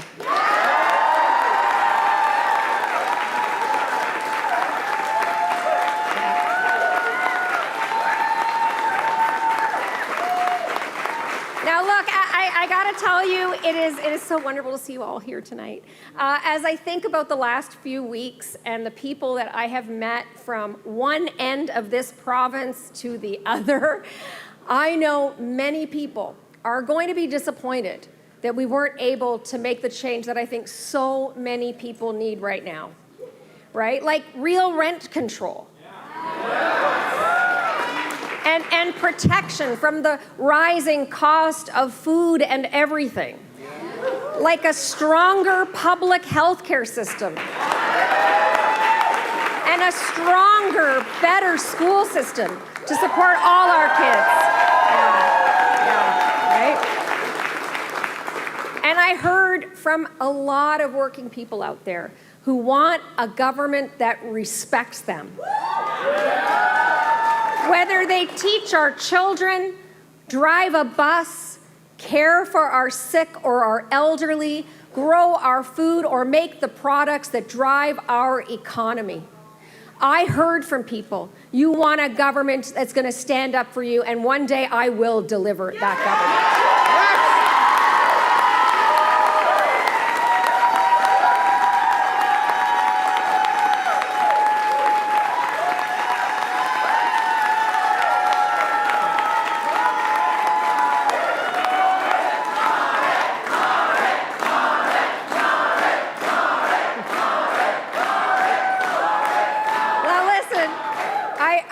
As well, I heard from a lot of people out there on the road that want us to bring back some integrity to government and to stop the wasteful government scandals, and you can count on us to continue to hold the government to account every single day.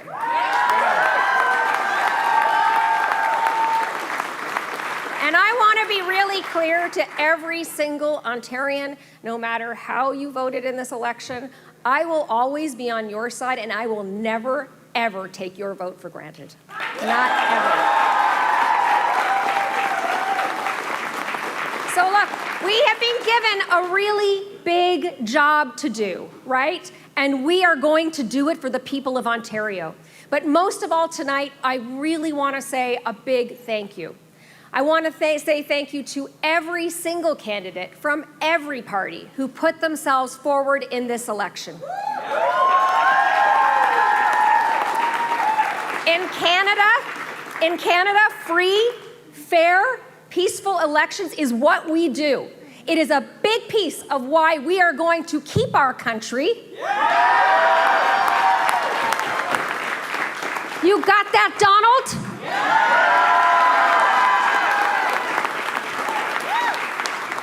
But look, I want to say thank you in particular to all the candidates in my party, in our party, who stepped up, who stepped forward to run.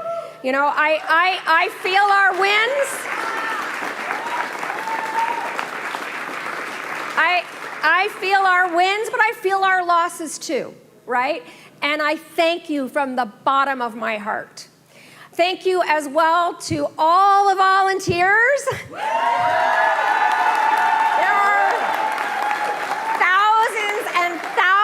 Of you, campaign workers, and our staff teams who gave so many hours to this race. You made our campaign possible. You inspired me. And can I just say, I think that possibly the pollsters are going to have to go back and take another look at all of this.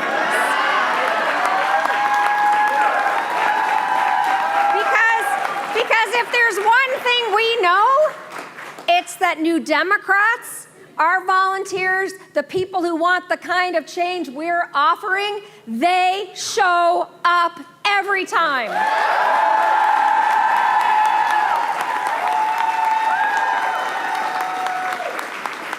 Now listen, I want to finish with saying this. Thank you to the labor movement. All the workers who came out to canvass, to make calls, to talk to voters. You are the foundation of our party and our movement. So thank you so much from the bottom of my heart. Thank you. And thank you as well. I have to give a big thank you to the people of Davenport.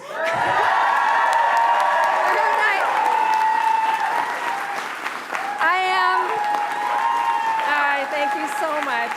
I am so honored by your vote. It has been a privilege and continues to be a privilege to represent you every single day. And of course, my family.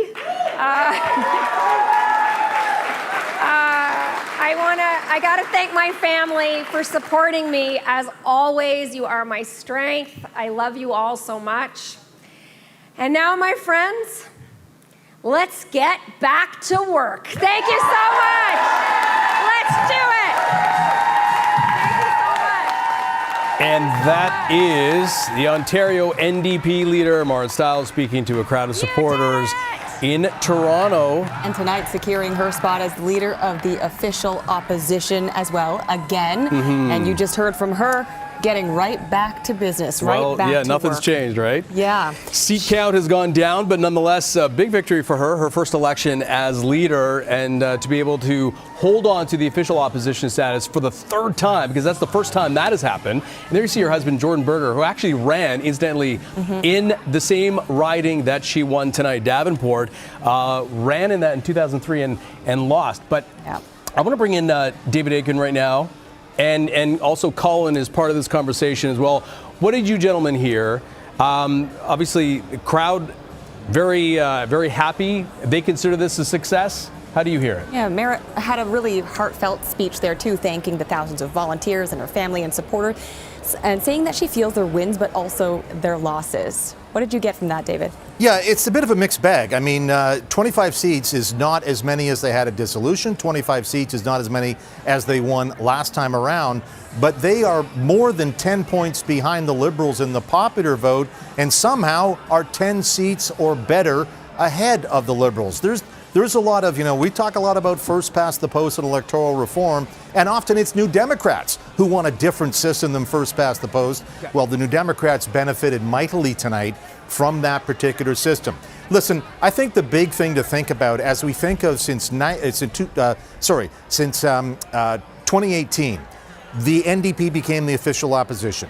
You used that time to present yourself as a government in waiting, and they didn't. They lost in 2022.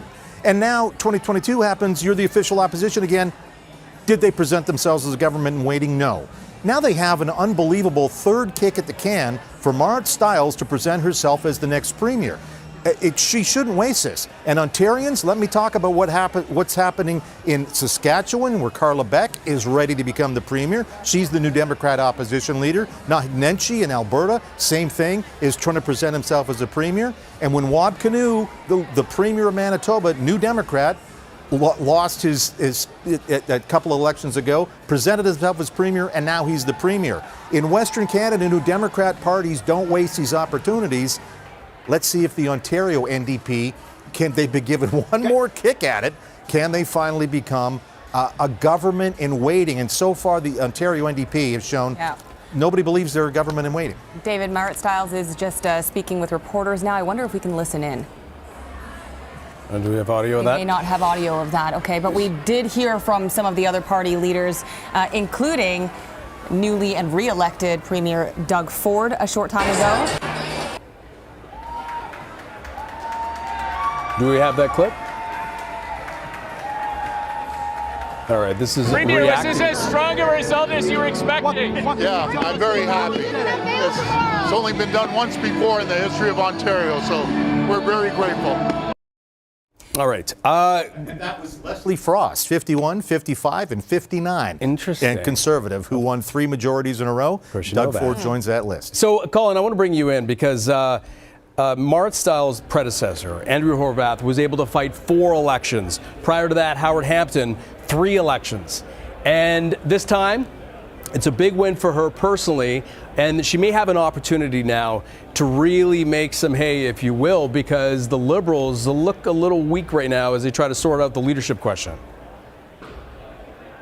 Well, listen, I mean, as you mentioned, the NDP tends to give their leaders a really wide berth, right? So she might be able to hang on to that leadership for a little bit longer. I mean, there has been some dissatisfaction internally within the NDP with Marit Stiles' leadership, especially as it pertained to Sarah Jama. But, for the most part, she should be able to stay on. I think Marit Stiles, though, put it best, and this applies to all leaders, where she says she feels the win, but she also feels the losses. Because if you look at the Liberals, the NDP, and the Progressive Conservatives, all of them had some success tonight for sure. I mean, PC leader Doug Ford being re-elected for a third time, a historic win, but he didn't get the supermajority that he had asked voters for. The NDP, sure, they're back again as the official opposition, but with a smaller vote count, and they lost a couple of seats along the way. And the Ontario Liberals, well, they are now an official party once again in the Ontario legislature, but their leader didn't win a seat,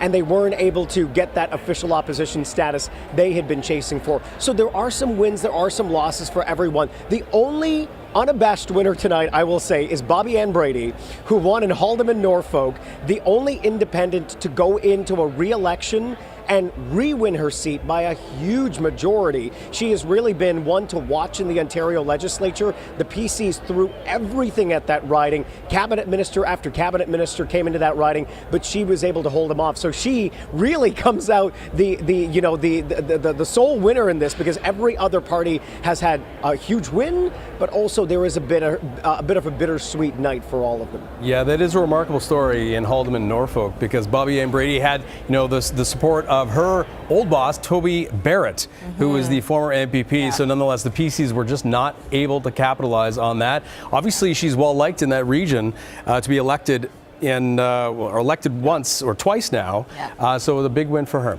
Yeah, but it was a tough night, as Colin just mentioned, for Bonnie Crombie, who lost her own seat in Mississauga East, Cooksville. She did speak to her crowd just a short time ago, tried to put a positive spin on the evening and put pressure on the Premier. Take a listen. So I'll say this tonight, Doug, we'll be watching. Yep.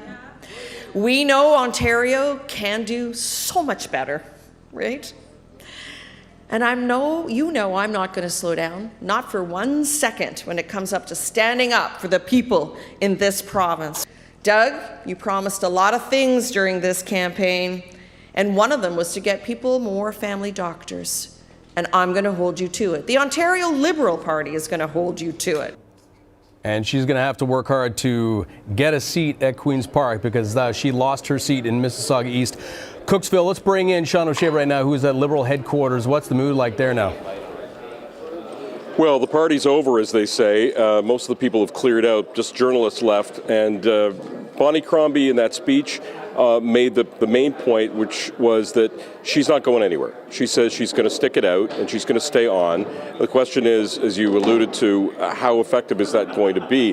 When I covered the election in 2022, when Liberal leader Stephen Del Duca was running and failed to win a seat, and the party had an abysmal night, he didn't speak to reporters, didn't say anything. He was gone, and he subsequently resigned. Bonnie Crombie not taking that tack here tonight. She beat a hasty retreat after she gave her remarks here, didn't speak to reporters. She said what she said from the teleprompter here behind me.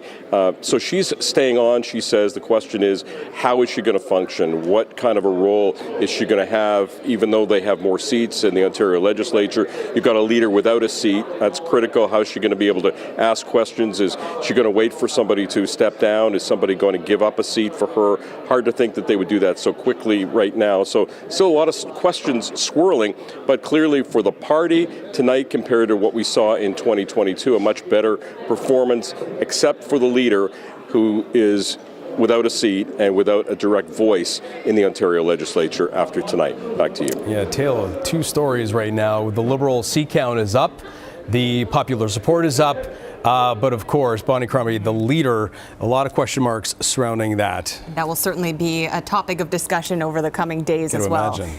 You are watching Decision Ontario 2025. We are going to take a short break, but lots more analysis coming up just after this. We'll be back.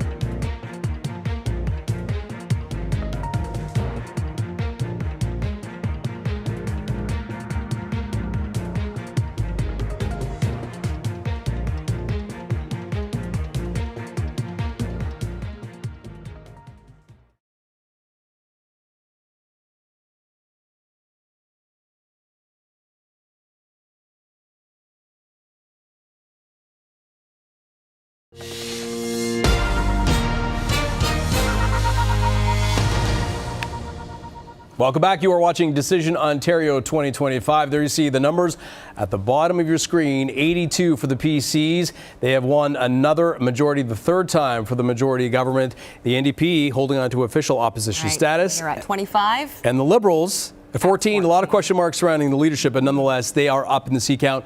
An official party right now. Right. And the Green Party's holding on to do. Sorry to jump in. I just didn't want to mention the Green. Because We're at that point of the night now. You got to admit the Green Party getting a lot of attention for the fourth party. Which yes, they are, because they are love. making history tonight by winning more than one seat in a general election. But again, we did hear from a very emotional Mike Schreiner earlier, because they really wanted that Parry Sound Muskoka They were hoping. seat. It came close for the sixth time. Close. But we're going to bring in Ben Mulrooney on an issues panel to break down what exactly happened tonight and why. Ben. Well, so we've been sitting here, and more than a few of us around this panel are scratching our heads at the argument that Doug Ford's attempt to get a strong mandate to negotiate versus Donald Trump was anything but a 100% success tonight, like a 100% success. If you look at the number of seats he had at dissolution, he's got 5 more today. He got 5 more points, a greater percentage of the popular vote than he got last time. He's got one party that is leaderless and possibly in disarray. And at the end of the night, both he and the leader of the opposition more or less came together, at least in their speeches seemingly, felt like a moment of unity that they're going to work together to the benefit of all Ontarians against this threat from Donald Trump. So anybody that would suggest that the knives are going to be out in any way for Doug Ford, to me, it doesn't make any sense. Well, Trump was on the ballot tonight, and we saw that the NDP and the PCs are going to work together. I would say, speaking with my hat, the chair of the Ontario Big City Mayors Coalition, we have offered our support as municipalities too. Every single level of government has to come together, and if there's stimulus, we need to have some stimulus, but we can't ignore the issues, the other very real pressing issues that are going to have to be faced, and we can't wait 4 years or 1 year to get to those: healthcare, education, mental health, addictions, homelessness, affordable housing, downloading from the province to the municipal sector. All of these issues have to be dealt with, and so I'd like to see them work together on that too. But it was a successful night for everybody. Right? That's the hope. Yeah. Right? Not a successful night for everybody. I am a university professor. Bonnie Crombie unilaterally, unambiguously just failed her final exam. And in my opinion, and I'm going on the record, she just unilaterally sent herself possibly to Ottawa to try to beg whoever runs the Liberal Party next for a job, because I don't see her coming back to lead this party. I believe in philosophy. And right now, the one in my head is by the great philosopher Ric Flair. If you want to be the man, you got to beat the man. And she just lost to the man, and I think she's looking for a job tomorrow.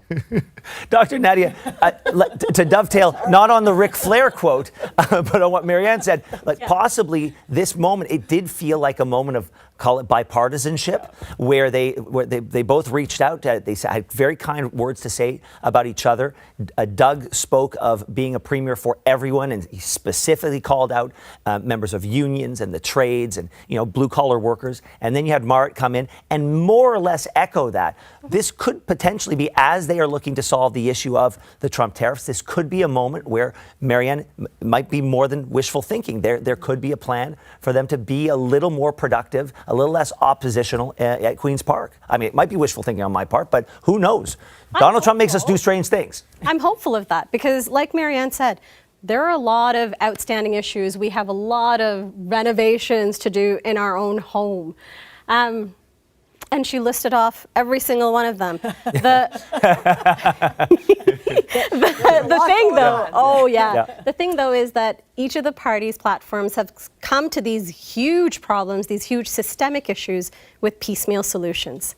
So my hope is that this moment of unity, right? This is the first time I've seen a moment of unity like this. My hope is that with this moment of unity, they'll continue it. They're going to continue to work together on these bigger problems with bigger solutions and think beyond 4 years, think beyond that political cycle to start chipping it away at and hopefully transforming what our province has turned. I don't want us to look south anymore and just compare ourselves to the Americans. I want to say Ontario is going to be bigger and better than before. Well, and we did have some change and things to celebrate for every party. 2 seats for the Greens in a general. First-time Marts in a general retains official party status. Retains official opposition. Bonnie and the Liberals official opposition.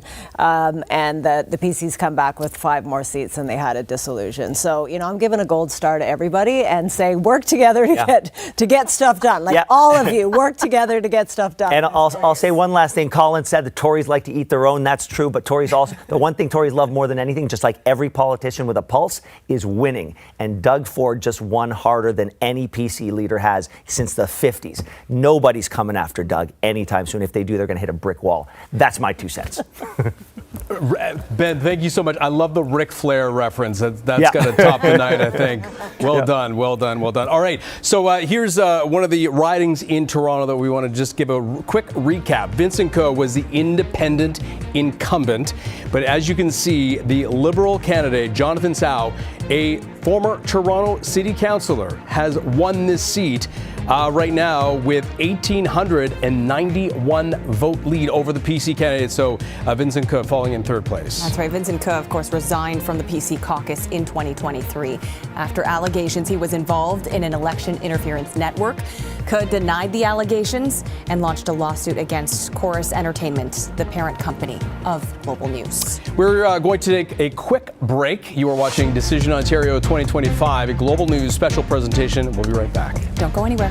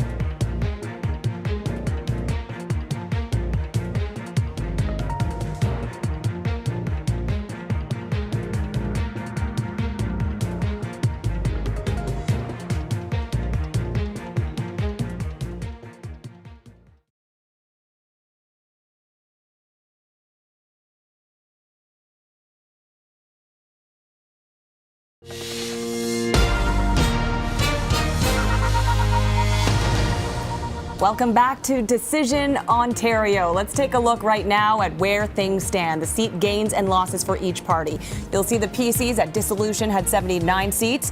They are now leading and elected in 81. That is a gain of 2. The NDP at this point have dropped by 2, and the Liberals have gained 5. Also, gaining official party status as well. This is the other big story, the popular vote. PC party with the obviously dominant number in 81 in terms of the majority government, 43% popular support. The Liberals almost at 30, but they're trailing behind in terms of seat count. Right. The NDP only 18.5 in comparison. Let's bring in David Aiken and Daryl Brooker looking at these numbers and where the wins and the losses, what changed hands? Yeah, what did change hands? We went through all this, spend a couple $100 million, and, well, okay, sure, there's at the bottom of the card a bit of a change, but not at the top of the card. What do you make of the way the night's shaped? Well, pretty much a carbon copy of what we saw in the last election campaign. But what it also shows is how you win elections in Ontario. And it's you win the 905. You win the 905, and we've got it right behind us. You can see all the blue right here. And a lot of that, let's take a look at 2022. Pretty similar. That's a pickup right there in Humber River. Tom Rakocevic, I think, we'll go to 2025, is behind Paul Nguyen at Humber River Black Creek. But there you go, 905. You preached this for a long time. You win the 905, you're going to win Ontario. And when we think about the federal election, which is the next thing that will be upon us in a month, not only the 905, but I see Conservatives winning in Toronto ridings. Eglinton Lawrence is one of them, where Michelle Cooper beat Vince Caspero. Federally, they hold Toronto St. Paul's. But that's another thing that Pierre Poilievre's Conservatives are looking, saying, you can win as a Conservative in Toronto. Take a picture of this map. That's your strategy. Right. You're not going to win downtowns. That's what we've seen here. You're not going to win in university towns. Yep.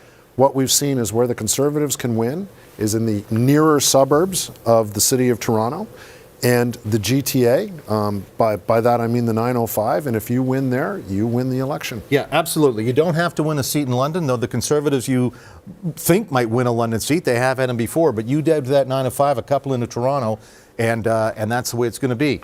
I also wanted to zoom in. The PC thought they had some chances in Northern Ontario. Mining towns, they do have one, but it's a weird seat because we have an independent, Michael Mantha, taking 3,200 votes from the New Democrat here. But might come close up in Mushkegowuk, James Bay. Look at that. It's a 4-vote lead. But there's some opportunity in the north, I think, for the federal Conservatives. And that's the New Democrats need to defend themselves up there. A lesson here on the New Democrats, I think, for everybody looking at federal politics is they may not even, Jagmeet Singh, we've seen his vote has slid a bit. Merritt Stiles' vote slid a bit tonight. But they know how to organize a campaign. If I was Jagmeet Singh, I would be on the phone right now to whoever ran Merritt Stiles' campaign. Right. They did a brilliant job tonight. They got every little bit out of that vote. They're only off, a couple of seats from dissolution, but they lost 5 points of popular votes. So there you go. We'll see you here in 4 years in Ontario. But Daryl, we'll see each other, I think, in about a month's time for a federal election. We will. Expect is happening. And can I just add, you two did a brilliant job tonight. And look at the matching, the bow tie and the tie there. We thought we were matching. This was not planned. No, he's Daryl and I'm his other brother, Daryl. There you go. Okay. Well Amazing done, job, gentlemen. guys. Good stuff. Well played, All right. David. It is time for a quick break. You are watching Decision Ontario 2025. You are looking at Queen's Park. That is where it all is decided. And we'll find out very soon. Back in a moment.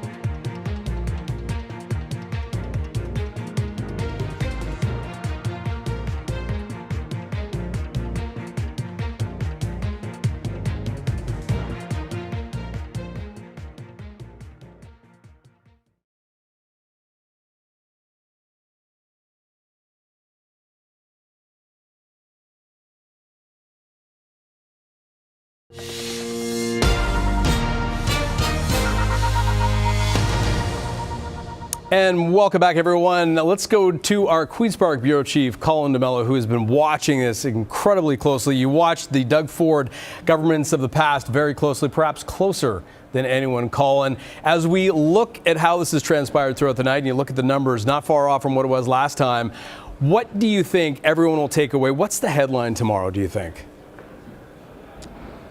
Well, I think one of the headlines might be, what was the point of this last month of this $189 million election? Because the result largely is the same. Here at the Toronto Congress Centre, I should say, the lights are on, the balloons are all being popped behind me. The party is definitely over, but Doug Ford is celebrating what no other progressive conservative leader has been able to pull off in a long time. 3 back-to-back majority governments. He did not get the supermajority he was asking for, but regardless, his team is saying a majority is a majority. Doug Ford is saying he's received a mandate and the approval from voters to continue going ahead. The biggest challenge will be what happens when Trump's tariffs come in. The NDP celebrating tonight because they were expecting to crater, but instead they came out as the official opposition once again. The big question for the Ontario Liberals, they are now the official opposition. They are now official party status, I should say, for the first time since 2018. Bonnie Crombie didn't win her seat. What happens to this party? Will there be a shakeup on the horizon? A lot of questions for the Ontario Liberals, I'm sure. Colin, thank you so much. We appreciate all of the work that you have done tonight. It's been stellar. And we do want to bring in David Aiken now as well. David has been keeping us up to date with that big magic board behind him, telling the story of what has been happening in different ridings. David, what's your takeaway tonight? Well, I look at every election and say each party goes into an election with an objective. And certainly I'm going to echo what Colin said. A majority is a majority. 3 majorities in a row. No one's done that since Leslie Frost in 1951, 55, and 59. So you got to give the PCs an A. The A plus would have been winning a few more seats. So well done, Doug Ford, for a majority. And for Marit Stiles in the NDP, yes, somehow getting out the vote, whatever the ground game was, to come away with 26 seats when they were behind in the popular vote, that's got to be a B. For the Liberals, I'm going to give them a B as well. They are now party status. As Bonnie Crombie said in her speech, this election is a building block for the provincial Liberal Party. Certainly she needs to find a seat. For the Greens, it's a B as well. I think an A would have been winning that Parry Sound Muskoka seat, but they win in a general election 2 for the first time. The only other parties that have done that have been the BC Greens and the Greens in New Brunswick. So well done to the Greens. And Bobby Ann Brady, you get an A plus out there in Alderman, Norfolk for your independent win. You're going into the history books with that win. Congratulations, Bobby Ann. It is a remarkable story, no question about it. Look, and David, thank you so much for all of your insight and all your analysis. It's you are an encyclopedia. There is he fits so much up here. No, I don't know. You're great at parties, I tell you. It's amazing stuff. I'm exciting at parties. I'll tell you. I'll tell you all about the Bobby Ann Brady. That's it. All right. So as David mentioned, and of course you have to, no matter what, it was a win is a win is a win for Doug Ford, and win times 3, in fact. So history definitely unfolded tonight as the Progressive Conservatives form a majority government for a 3rd time. Of course, thank you to everyone. All of our, so many people behind the scenes that you do not see, all of our field crews, reporters, camera operators, producers, analysts, tech team. Who am I missing?